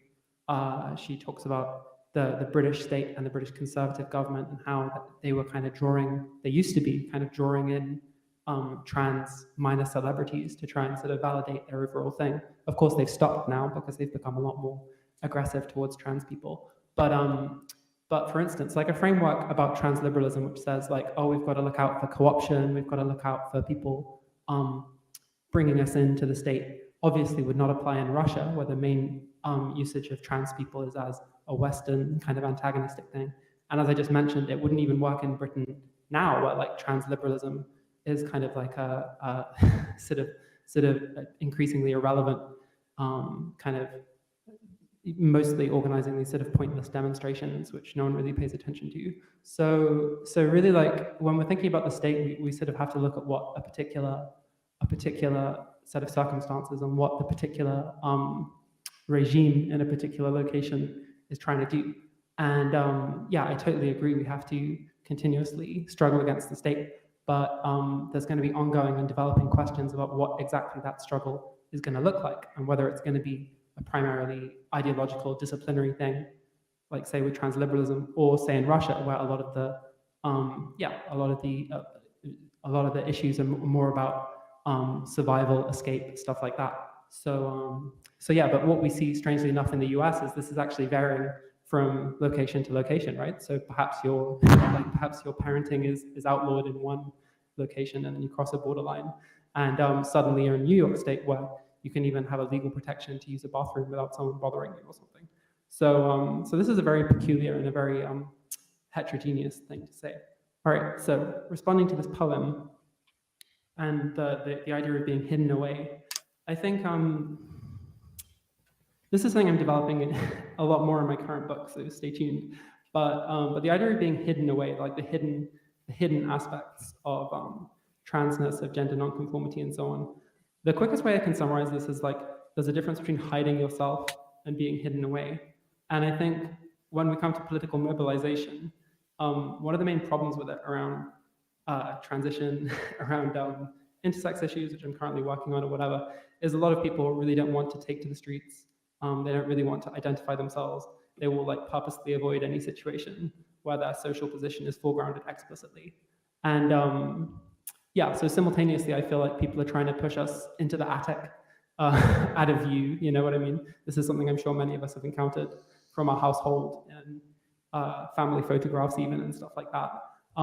We're simultaneously being hidden away, but we also have to be respectful of other people's like efforts to hide, or even if we're disrespectful, we have to be disrespectful in a mindful and an actual challenging way, rather than just kind of generating exposure for the sake of itself.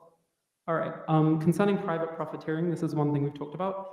I would be really curious. I'm really interested to hear what people's thoughts are on profit making in the healthcare, and that as a specific aspect of the struggle, because this is something which like I'm still thinking through, because especially what I can see very clearly is So what she's speaking to now is what I think Philosophus said this. It might have been someone else. They like we were talking about how the medical and pharmaceutical industry love these people because these people spend so much money on drugs. It, like I mean, and like trans affirming drugs, you know, hormones, stuff like that. These are like lifelong medical patients, and so what she's talking about right now is the motives of the profit making industry. Remember, these people want to eliminate all private business. So they're not happy that the pharmaceutical companies are making a profit off of them being trans. They don't like that. They believe that all trans affirming medication, hormones, etc., puberty blockers, like whatever you need, they believe all of that should be provided by the state. All of it should be free. All of it should be available to anyone who wants it. They want to eliminate the profit motives of the pharmaceutical companies. They want to eliminate the profit motives of everyone. But like specifically, that's what she's speaking to now. Is that socialist or wait, did I say socialist? I meant to say state provision of healthcare. So profit motive directly removed. Healthcare provisioning often also seems to be terrible. So this is not only true of Britain, it's also true of Ireland and so on. So clearly, like removing the profit motive is not the extent of the struggle. I don't think anyone thinks that it is, but I think that sort of always sets a limit on any kind of like, I'm trying not to say bunny bro, but any notion that like, trying not to say it, any kind of notion that like we provide universal healthcare and then we're done is just clearly incorrect. If you look at France, if you look at Britain, if you look at Ireland, like look at what you see there. Talk to trans people in those countries and talk to them about their processes of trying to get hold of even basic things like HRT and see what you find. So concerning the boxes, I mostly agree with Cade. I'm curious, like does capital create these different groups and these identities? I'm not sure. I think it's mostly kind of us. We generate them in a capitalist context, and sometimes that links in with commodity production. But I don't know. I think there's more of an expressive, less of a kind of sinister aspect for a lot of these things, which doesn't necessarily mean that they're meaningful or emancipatory by any stretch of the imagination. But I think that's mostly stuff that we do often in our spare time, to be honest. Okay, a few more points. Self-actualization. I have the like simple trite answer to that, which is my very simple answer to this is like I'm more interested in self-abolition and self-actualization. That's what I'm into. It's just me though. Why are you But the last like flippant answer is personally. No, you won't, DM Mike. DM Mike says if you eliminate the profit motives, you'll just remove the labor motive. No, you won't. Because in a society in which all the profit motives are eliminated in the Marxist utopia, they control the food supply. They control the food supply.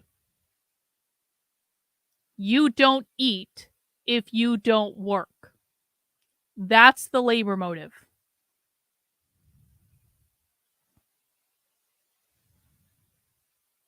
In my own writing, in my own research projects, I do talk a lot about ethical struggles and ethical developments, and I I don't see why we would see ethical struggles as outside of the political or besides the point. And when I say ethical, I don't mean deciding a particular decision and saying, oh, is this the right thing to do or the wrong thing to do? By the way, guys, self-abolition means you stop seeing yourself as an individual, you see yourself as a member of the collective. It doesn't mean like offing yourself. It means you no longer see yourself as an individual, you see yourself as a member of the Borg. Is my interpretation of it anyway. I mean, all of us have to live our lives. Like, we all have a life which takes a shape in the way that we try and form it. And you can try and avoid that. You can say, well, I'm a nihilist, I'm a Marxist, I don't have to think about that. But you still have a life that you're trying to form as best you can in this horrible capitalist context. So anytime you lose that ethical dimension, I think that's kind of a mistake. Similarly, yeah, this final question, I've been speaking for way too long, so I can't talk about children at the moment. But yeah, maybe someone else can talk about children. But this formulation of like, I really love this formulation of like, LGBT people are all child groomers, so we have to take away their children. We have to take away the children of supported parents. I think that was a really remarkable formulation. So I think I'm going to try and digest that rather than like respond to it. And maybe someone else can talk about that one. Thank you, Jules. We have 15 minutes, so I have Eric in the khaki, and then the comrade in the cream, and the comrade in the pink. That might be it. We'll see how it goes. Thank you. I want to start off with Eric from the Tempest Collective. Tempest Collective, Radical Revolutionary Socialists.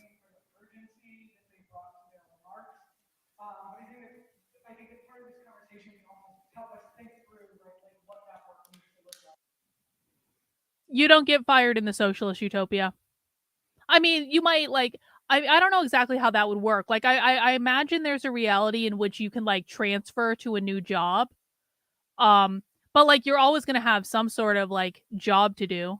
But like also remember, they think that because they've eliminated the profit motive, that you're only gonna have to work like a couple hours a week. So you'd be working like, well, this is not the way it would actually happen, but this is what they think.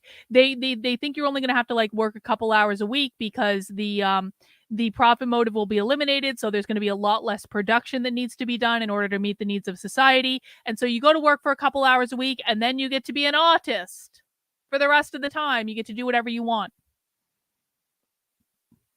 You'll be reprogrammed or killed if you refuse to work. Yeah, that's probably more likely what would happen.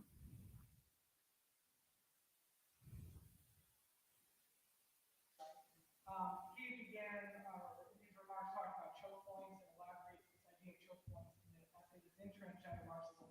But this idea that trans people find themselves in labor positions that are positions where they will consider social reproductive fields, like teachers, nurses, etc.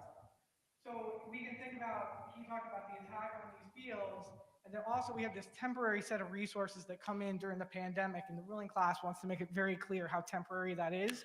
And that has been part and parcel of the attack or the doubling down on teachers and nursing.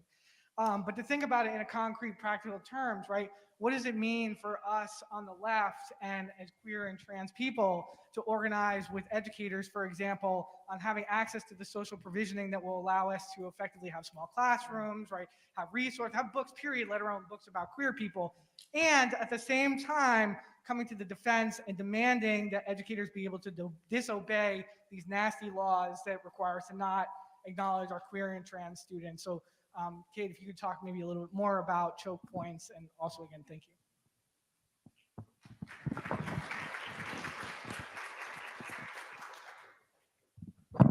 Hello, my name's Quinn.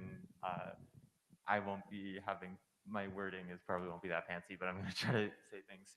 Anyways, when you're talking about like social relationships and like transness relating and to social relationships and Marxism and that, I think it's really interesting because like if you look at like trans support of other trans people, specifically like we can see like even like the prevalence of like T4T relationships coming up, and how kind of like the support of trans, like kind of like it's not fully like trans separatism, but in some contexts it can appear like that, is related to more of a like moving past the like, because I think that there's like a self-actualization, but moving past the idea of like, okay, we are now like in this capitalism supporting ourselves, and then you like using that to kind of be like, okay, how can we use these social relationships to move past that in that way and support things like that.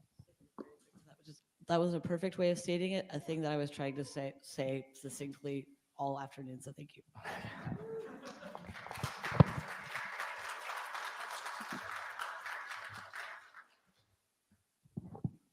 Hi there. Thank you so much for all of this. It's been really lovely. My name is Annie. I am a writer.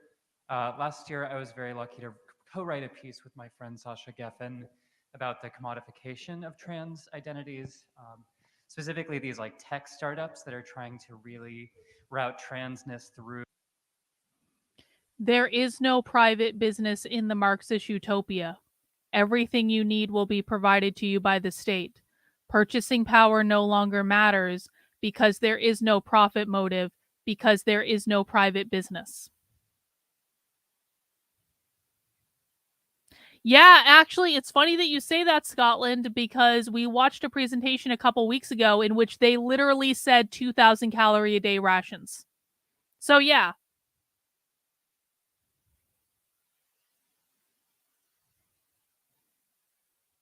Exactly. See, now you're thinking. Now you're getting it. Well done.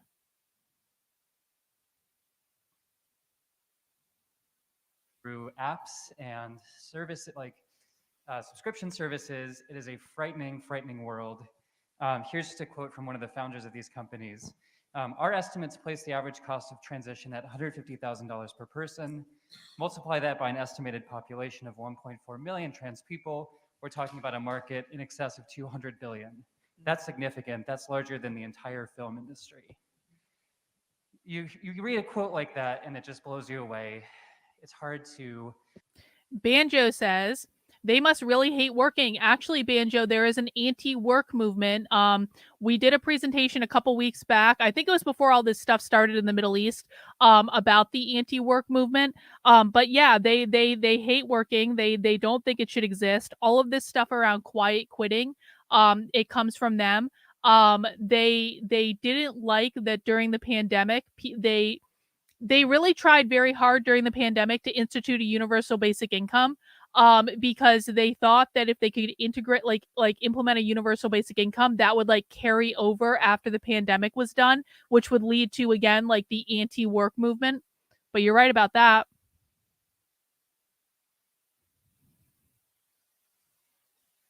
Think about the history of trans identities, trans lives, and to feel like I could not have existed before this era of transness. I don't think I would have realized I was trans, but to now exist in this world where we can become consumers, we can kind of integrate into the market if we have the means to do so, and that is something that is happening and that some trans people desire, which is quite frankly shocking to me. I'm just really struck by how also, one of the main themes that we wrote about in the piece is the ways in which these trans care networks that we've created across time to support each other, which Hilma Latino's book Trans Care talks about so beautifully, are being again sort of like torn apart and like separated and kind of recreating this authoritarian dynamic between patient and doctor that has kind of created trans identities for so long, and not on our own terms. But one of the things that Sasha wrote that I really liked in the piece was, what is new about these apps is the way they transpose the imbalanced relationship between patient and provider, long inherent to transition. That dynamic now has trans people on both sides of the equation, as consumers and as doctors and CEOs. And so I guess I'm curious to hear just any reflections that y'all have on this very strange existence that we live in, where you can spend money. I was really glad that you mentioned the HRT Cafe. You can now subscribe for $60 or $80 a month to your testosterone or your estrogen, which in one sense is helpful if you don't have access otherwise, but it's so far removed from these trans care networks that we've sustained. Is this worldwide or in the US only? So I focus primarily on the US, but the reality is that this is worldwide.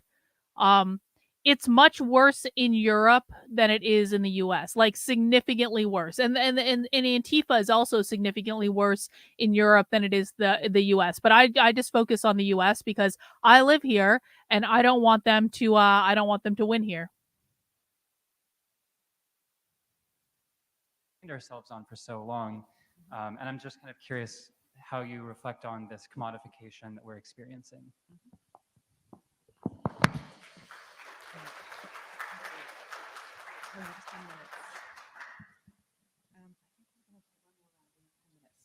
Three more, and then we'll hand back over. Okay. So in the black and white, and then I saw the comrade in black, and then queer t-shirt. I assume it says queer. I see ear. Great.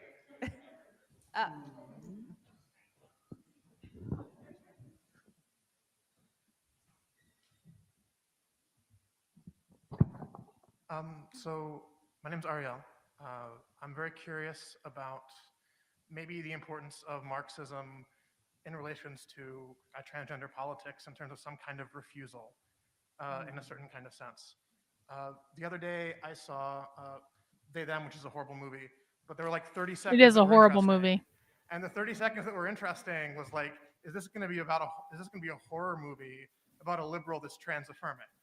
Right? And like, why isn't that actually like acknowledged or like possible as a premise, right? So we have like that on one side that is sort of a very scary thing we might want to grasp in this moment where everything feels like so pressing and immediate. And on the other side, I feel like a lot of feminists, whether they think about it or not, are the unwitting children of like Catherine McKinnon, Andrea Dworkin, in none of the good ways and all of the bad ways. And a lot of that comes down to conversations that we have about socialization. And thinking about socialization in kind of robust, materially inflected Marxist ways is something that kind of runs through the book as a whole. And how do we use those terms and think about those things without maybe falling into this like tepid, warmed over radical feminism that people have some attachments to and still hold on to. So I guess I see kind of things on two sides to sum this up. There's kind of this like liberal position, that's trans, that says it wants to support trans people, but I think is immensely violent and is actively looking to engage in some kind of solidarity. And there's, on the other side, this radical feminist project that has some kind of intellectual affinity, but at the end of the day has none of the sort of materialist basis in terms of its argumentation. And how do we kind of stop ourselves from glumming onto those things and being co-opted? Because that might not be a concern in Russia, but as someone who's here in the United States, that seems like something that is like very imminently happening all the time. Thank you.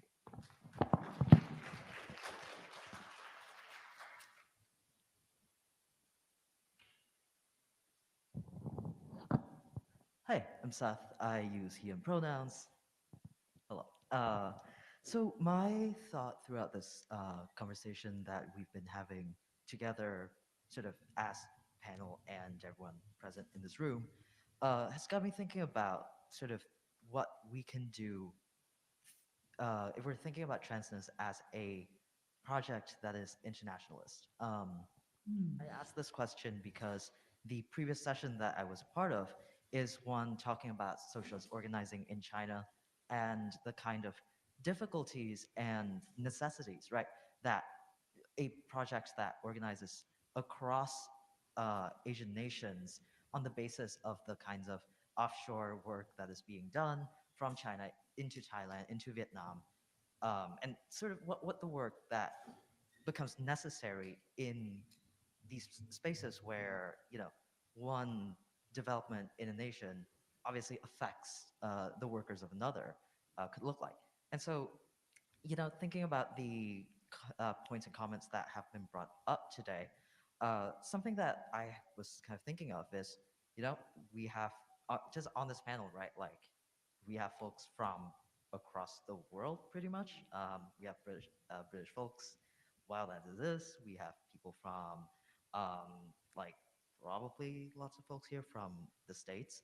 And so I guess one of my questions, right, is like, how do we start thinking about any kind of organizing that is explicitly internationalist, and what are the supports that become possible, or what are the horizons that could become possible given that?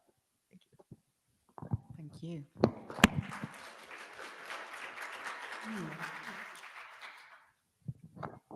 Hey, my name is Tiff. I'm from New York. I really appreciate this conversation, and especially all of y'all's points about how. Hang on. Scotland says, are they humoring making use of the trans people if the movement is really about a genderless future? So the vast majority of people that are involved in this specific event aren't trans in that they've transitioned to be a man to a woman or a woman to a man. They're queer in that they are trans in the way that they are transcending gender or transforming gender, which is actual wordplay that they do use. And so this is not about trans people at all in terms of like transitioning from one gender to another, and this is a critical distinction to make. It is all about queer, which is about eliminating gender entirely. And you have people like the vast majority of like self-professed trans people at this conference go by they them pronouns, or they she, or they he, because they means non-binary, which abolishes the gender binary. Transness and cissexuality are sort of produced and imposed socially, and not being this sort of individual or psychological choice.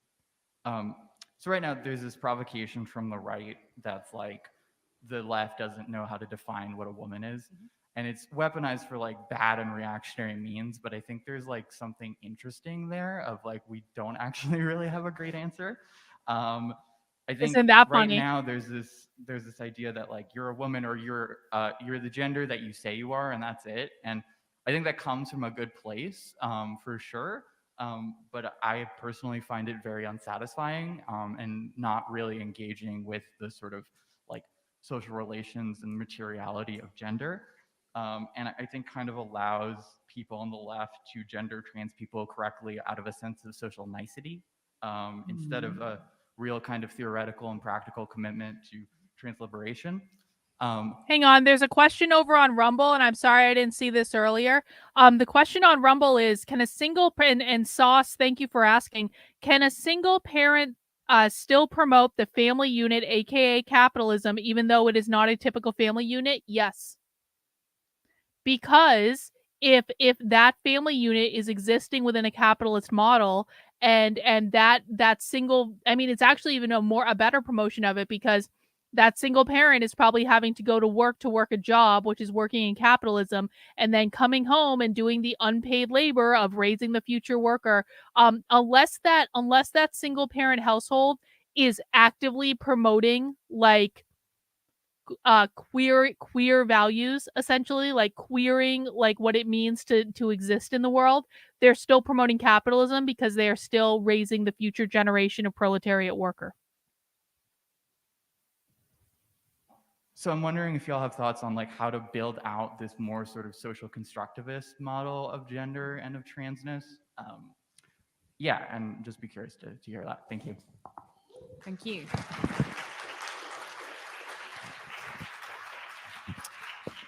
Yeah, before I hand back to Jules and Kate for sort of final summing up and goodbye, I'm just going to indulge myself with a very, very brief anecdote, which I think is relevant. It was certainly brought to mind. In my, luxurious Hyatt hotel room, I turned on the TV, and there were two things on separate channels that I literally did flick from, browsing one to the other. So firstly, I was seeing horrifying adverts for these kinds of ultra homonormative bourgeois Homonormative productions.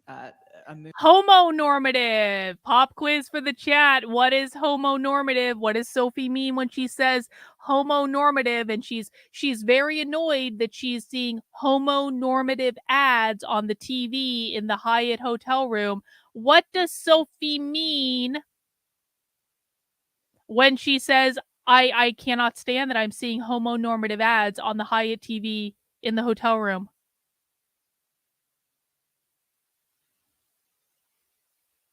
Don't just say capitalism. Yes, gay people who just want to live their best life. Not quite, but yes, this is a component of it. Gay being homosexual, still recognizing the gender binary, not quite. Gay people acting like heteronormative couples. Exactly. Gay couples getting married and having kids, just like straight couples. Gay upholding. It's not even just about the binary, guys. It's about them. It's about gay couples upholding the nuclear family. They're upholding the nuclear family. Gay couples starting families, just like those straight couples, the cis heteronormative couples, the homonormative couples are gay couples that are doing exactly the same thing that the heteronormative couples are doing. Gay couples who want to be heteronormative with a house, a white picket fence, 2 kids. Exactly. Well done. Movie called Uncoupled, and then there's another one. I forget the name now, but it's basically that everybody is ruling class, and straight people are over. They had a good run, whatever. So then I switched the channel, and it was Tucker Carlson. I think he has a crush on me, and he was talking about. No, this is horrifying.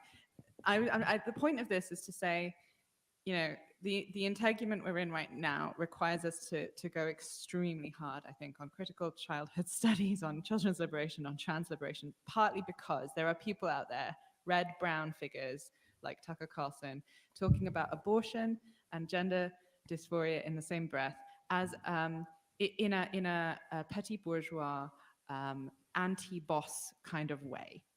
And he was up there saying, isn't it horrifying that a woman in America is being forced to have an abortion by corporations who want her labor seamlessly integrated into their workplace, and that's why for them, supposedly abortions happen, right? To ensure a seamless flow of labor. They were saying labor, and they were saying the same thing about children with gender dysphoria, that somehow there is a need for bosses and corporations to make profits off of the HRT industrial complex. If we are not capable of bringing a really full-throated analysis to counter this, we're going to be losing, to the fascists who are recruiting people who are materially affected in the working class by these forces. Okay, I'm going to try and get through these questions. I might run over time a little, so if you need to leave, please leave. I'm going to try and deal with these succinctly, because I'm told I speak very quickly when I get stressed. Apparently, this is an ethnic Irish trait. That's what people tell me. I wouldn't know about that. What? I said I wouldn't know You about spoke that. too quickly, Kate. All right.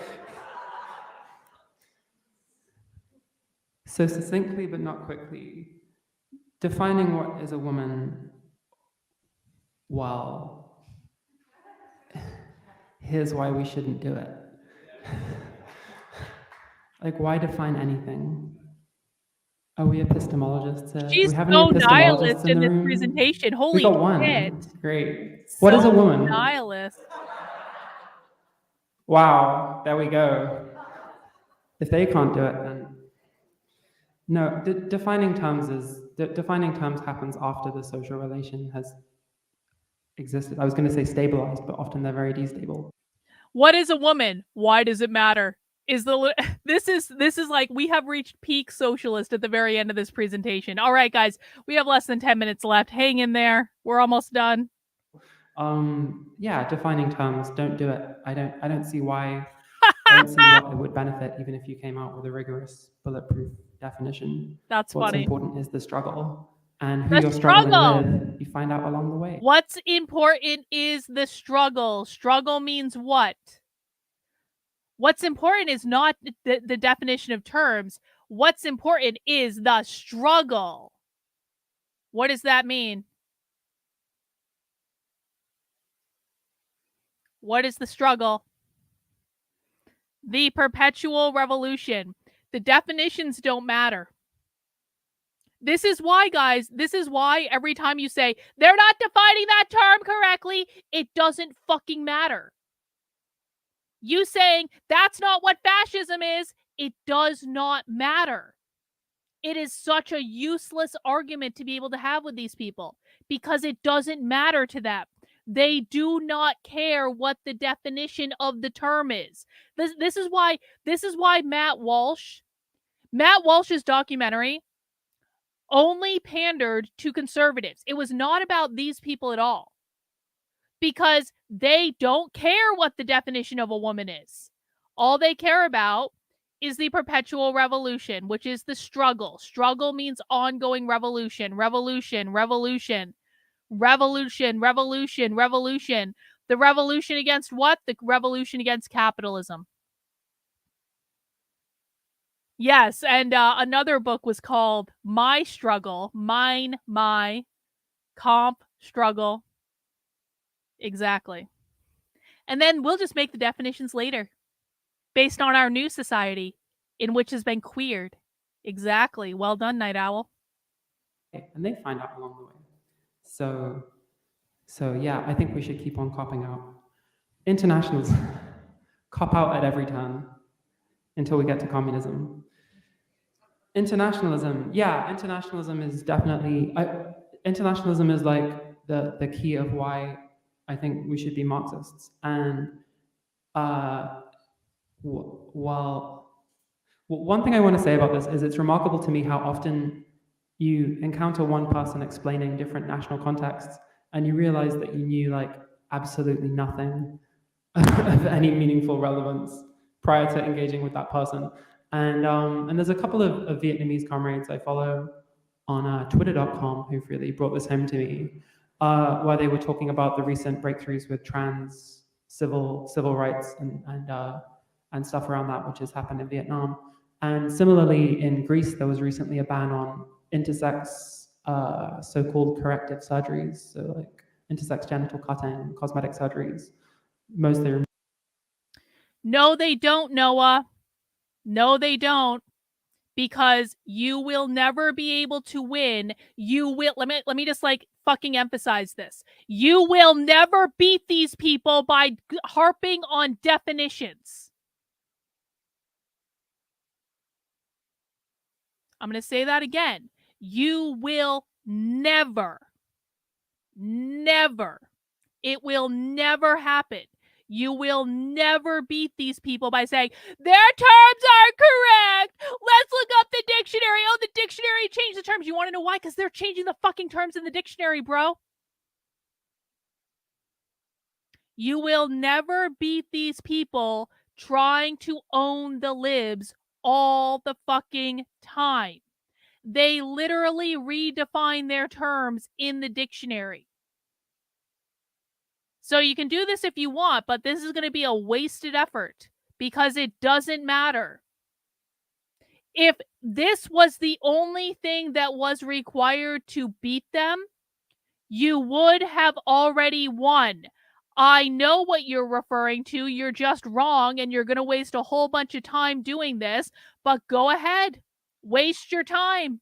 Waste your energy. You could be focusing on things that are productive, and you're going to instead focus on things that are not productive, which means you are never going to make progress, which means you are never going to win because you insist on focusing on unproductive things. Noah doesn't want to learn, Ninja Artist. He does this shit all the time. Noah doesn't want to learn. Noah has no interest in learning at all.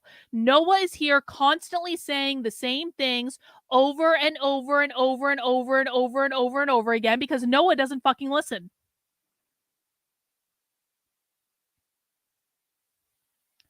The very first thing you need to do to beat them is to learn to speak their language. If you do not learn how to speak their language and understand what they mean, then I'm not giving you any other tactics.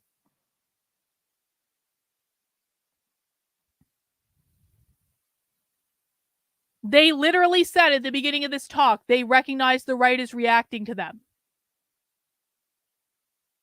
So you reacting to them is what they want, which means that no reaction you ever do will be successful. As I just said, Robert, what you need to do right now is to learn how to speak their language and learn what they think, not in a way where you're questioning it, not in a way where you're owning the libs, not in the way where you will ever do it like not in a way that like you're going to try to say, we know more than them because we're morally superior. You need to understand them. No, Noah, you're not my friend if you are constantly trying to convince people to do things that are ineffective. You like people like you, to be very honest, are worse than them to me. Because you've been around a long time, bro. You've been around a long fucking time. You have listened to a lot of these. You have heard me say this over and over and over again. People like you are why I am losing my fucking mind having to repeat literally every day of my life the same thing over and over and over and over and over again because you do not listen. So no, we're not friends, bro. We're not friends. We will become friends when you start listening to what is being said. And until you do that and you start understanding it, rather than saying the same bullshit answers over and over and over and over and over again, we're not going to be friends, bro. I have listened to Marxism for a decade. I know so much more than you, and yet you do not understand them. And this is why we're not friends. Noah, you keep pulling this bullshit in my chat. I'm just going to block you so I don't have to see it anymore. I know so much more than you because I have been listening to these people for a decade. And because I have been listening to them for a decade, I'm insisting on using my fucking ineffective strategies in order to own the libs to make myself feel morally superior because I have been listening to them for over a decade. So you know so much about them that the only thing that you have come up with are completely ineffective tactics. Congratulations, bro. You're the one that's going to save us all. Totally, totally, totally. There are bad questions when I have to say the same thing over and over and over again every single day of my life for 3 fucking years to the same people who are not fucking listening. And I will stop when I am damn well ready. You are in my house. If you don't want to listen, you don't have to come to my house. All right, Noah, goodbye. Noah is now banned. Removing clitorises and gonads. And this was banned in Greece, and I realized that I have no idea what intersex activism looks like in Greece. But it seems to be going pretty well. So this is the thing with internationalism, that we continuously need to make new connections and new findings. And also, I guess we need to respect that sometimes people. That's a lesson to people who want to waste my fucking time and come in spouting the same conservative bullshit talking points over and over and over again. If you're not here to learn, then you don't need to be here. But I'm not going to have the same fucking conservative bullshit talking points show up again from people who have been watching my streams for months. 4 months. And Ninja Artist, you can go away as well. I just put you in a timeout because I'm sick of the fucking whining. People who are new that are asking newbie questions, that is a different thing than what just happened. And I want to be very, very, very clear about that.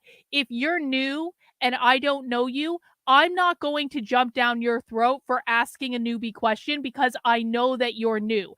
Noah has been here for probably almost a year, consistently shows up, consistently does the same thing over and over and over and over and over again, consistently doesn't listen when he's corrected, consistently doesn't listen when I show him what's going on and he says, "Oh, I have been listening to Marxism for 10 years. I know everything." At some point, I'm going to say, bro, you're wasting my time. You're wasting my energy. You're being nothing but a distraction. You're obviously not here to learn. Go the fuck away. But I wouldn't do that to someone who is new and was asking newbie questions. There is a difference. Now, we're going to finish up the presentation and people can have whatever feelings they want about it.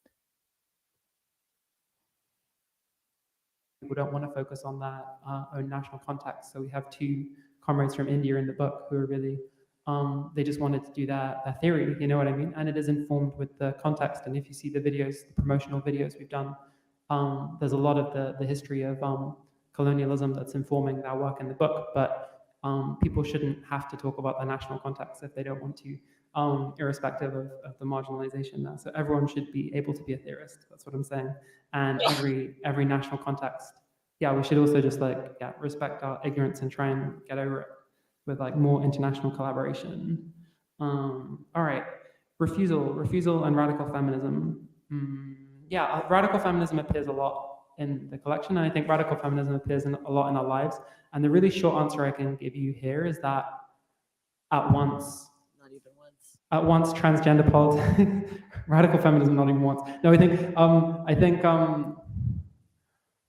with radical feminism, it's impossible to imagine the shape of transgender politics today without the so-called second wave, the New Left feminist movement, and the remarkable cultural breakthroughs that achieved, which was very destabilizing and was very challenging to sexual difference as it existed previously.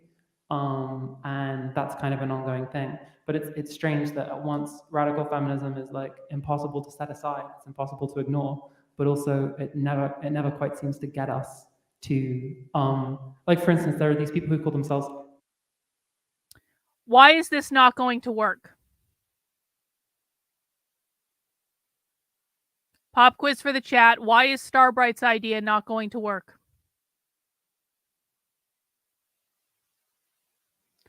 If they're already calling themselves Marxists, there is no point. Better to focus on the next generation. Why is this idea not going to work?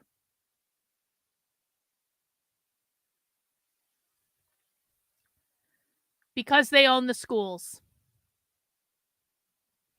Because they're the ones teaching the next generation. Because they've already taken over the education system. The next generation's already indoctrinated. The next generation's indoctrinated worse than these people are indoctrinated. They've already got them. You guys know the answer to that. TIRFs, TIRFs, so inclusive radical feminists. And it's just what are you trying to include trans people in at this point? Is it good to include trans people in radical feminism? I'm not sure. I think I want to be left outside of it myself. Leave me out. But yeah, okay, commodifications in the clinics. Quick point here. Yeah, we talk about clinics a lot in the introduction of the book and the antagonistic relations between clinicians and physicians. But one thing to talk about is actually why does HRT look like a commodity in the way that it does? Primarily through state restrictions. These are actually incredibly cheap substances. These are some of the most cheap chemicals to fabricate you can picture. So that's kind of a relevant thing. But actually, this is the point where a lot of the power which physicians and clinicians and the whole medical apparatus has over trans people is actually to do with specific state restrictions, which we don't need to assume are going to be there forever. And we have to challenge it every time. I was going to read out a bit from the book, but I don't know. Is that a bad idea? All right, well, basically, if you want to read the last section of how do gender transitions happen in your own time, that kind of responds to the question of the really remarkable question from Quinn that Cade was already praising, and the siren's call of trans separatism and why that's only ever going to be. I love this comment, Robert. Honestly, it is difficult understanding their language and viewpoint. Yes, it is. Being a conservative and looking through a different lens filter seems if we ever want to win, we have to learn their game. That's exactly right, Robert. It is a transition you have to make. It is like learning to speak a new language. It is understanding a completely different mentality, but you can do it. It is possible to do this. It just takes work and effort. There's no quick fix to doing it. But if you want to beat these people, the very first thing you need to do is understand these people. You cannot beat an enemy that you do not understand. And you have to throw away every single conservative talking point that you've ever heard about these people, because most of them are just straight up wrong. Conservatives do not understand these people, and then they teach their audience things that are wrong about them, why they do what they do, how they do what they do. And so you have to throw everything that every influencer has ever taught you out the window and actually relearn for yourself what is really going on, which is a giant pain in the ass, and it's really unfair.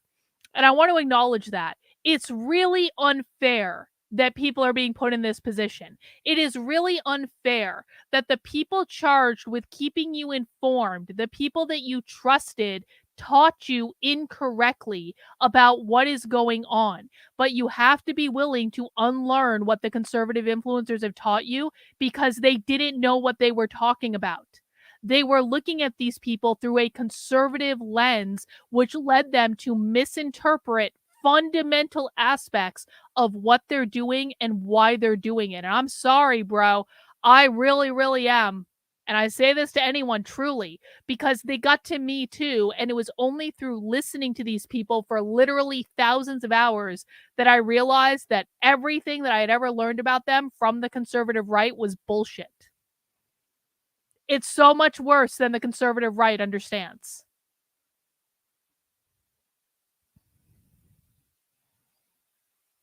A horror show for everyone who gets into it. Okay. That essay is also at Boston Review if you literally can't wait and want to read it on your phone immediately in the toilet. Yeah. Since we're over time, I am going to, I think, just say three very quick things. Two very quick things. One is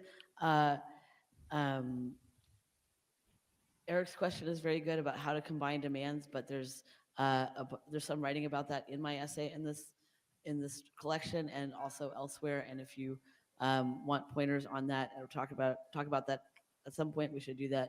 Eric should, in fact, also write more about that. The other thing I want to say about the question of what is a woman, again, this is best answered by the question of social relations, right? Who cares what a woman is? Oh, straight people do, because they imagine that men and women are equal, opposite, and complementary, a thing that is obviously fucking not true. And that's our answer to that question. Isn't what is a man or what is a woman, but another question, which is what makes you think men and women are so different? That's not actually a bad answer. That's that in and of itself describes the difference between the conservative mindset of the world and the socialist mindset of the world. When you understand why what this insane person said, and again, she is an insane person. When you understand that why what this insane person just said is just as valid as what Matt Walsh tried to do, you will understand the difference between the conservative mindset and the socialist mindset. Because the answer to that is our target. And the last thing I just wanted to say is just an amusing point here about trans social reproduction and possibly about internationalism, which is the queer with a hammer and sickle shirt that Tiff is wearing. I'm not saying that this is the only source for this becoming very popular on the internet, like 2017 or something, but there's a picture that became viral and is certainly my most read or observed work of any kind by a factor of about 100,000 or a million or something, which is that I took walking around Vienna with Jules of a graffiti that looked like this. And that was the picture that like most of you have probably seen somewhere on the internet. And I think it's so fucking cool every time I see that somewhere on somebody's t-shirt, or I have a ring that somebody made out of it. It's really neat, and it makes me feel like, you know, we're part of some history that's moving around, and it shows us a little bit the traces of how that trans social reproduction and trans sociality and trans relationality exists as it already exists, but also maybe what some of the possibilities for retracing those paths at a deeper and more intense register might look like. Thank you all so much.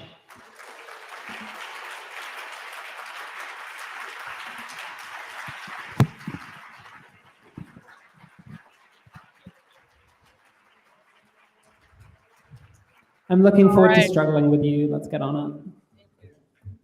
I'm looking forward to struggling with you means I'm looking forward to the revolution, bitches. All right, guys, that is another Socialism Saturday. I know I got pretty heated at the end there. Maybe I'm getting a little bored. Maybe I'm getting a little persnickety, but I did think it was interesting to go back and watch the very first presentation that we ever watched from Socialism Saturday. I think I picked up so much more from it this time around than the first time we watched it. I'd be interested to hear from people in the chat who were around for the first Socialism Saturday. Did you pick up more this time than when we first started watching Socialism well over a year ago now? Let me know in the chat what you think. As a reminder, guys, we do this every Saturday at 6 p.m. Now, tomorrow, I don't usually stream on Sundays. I'm not planning on streaming on Sunday right now. Maybe that will change. Maybe it won't. Probably not. But what we will be doing tomorrow is movie night. We do movie night in my supporter Discord every Sunday at 8 p.m. And this week's movie night is going to be WALL-E, which is going to be hosted by John Morgan. And I'm excited. I'm a little afraid that I'm going to cry because I haven't seen WALL-E before, and I've specifically been avoiding WALL-E because I think it's going to make me cry. So we're looking forward to that. But if you would like to join us, the best way to come and join us is by becoming a paying member of my Substack. That's $8 a month or $80 a year will get you a membership in my Substack. I am running a campaign right now to get 200 new paying subscribers by the end of the year. I had a little bit of a lighter month in October, mostly because I wasn't pushing subscriptions as much, but we're doubling down now because I have a business plan for this and I need to meet certain goals in order to keep this to be a viable thing. Also, in order to fund things that I want to do, like undercover journalism and that sort of thing, because undercover journalism does cost money. It costs money to go to events. It costs money to sign up for these things, to register for them, et cetera, et cetera, et cetera. All of this gets funded out of my Substack. So if you want to support the work I'm doing, because I'm completely 100% grassroots funded by you, please become a member for $8 a month, $80 a year. I am over 35% of the way to my monthly goal. I want to get 100 new subs by the end of November. I want 100 more by the end of the year. That will keep me on track in terms of being able to do what I need to do to get the resources to be able to do what I want to do and continue to grow this, do more undercover journalism, do more investigative reporting, stuff like that. I can only do this with your help. In addition to getting access to my supporter Discord, you will get access to 2 community Zoom calls with me every single week. You will also get 10% off in the Unwoke art store through the end of the year. And I've got so much new great merch that's right at the top of the Unwoke art store. Like the real Marxism stuff. I'm like, come on, it looks so cool, man. It's Karl Marx in a field of skulls. Come on, this is what real Marxism looks like. Show people this is what real Marxism looks like.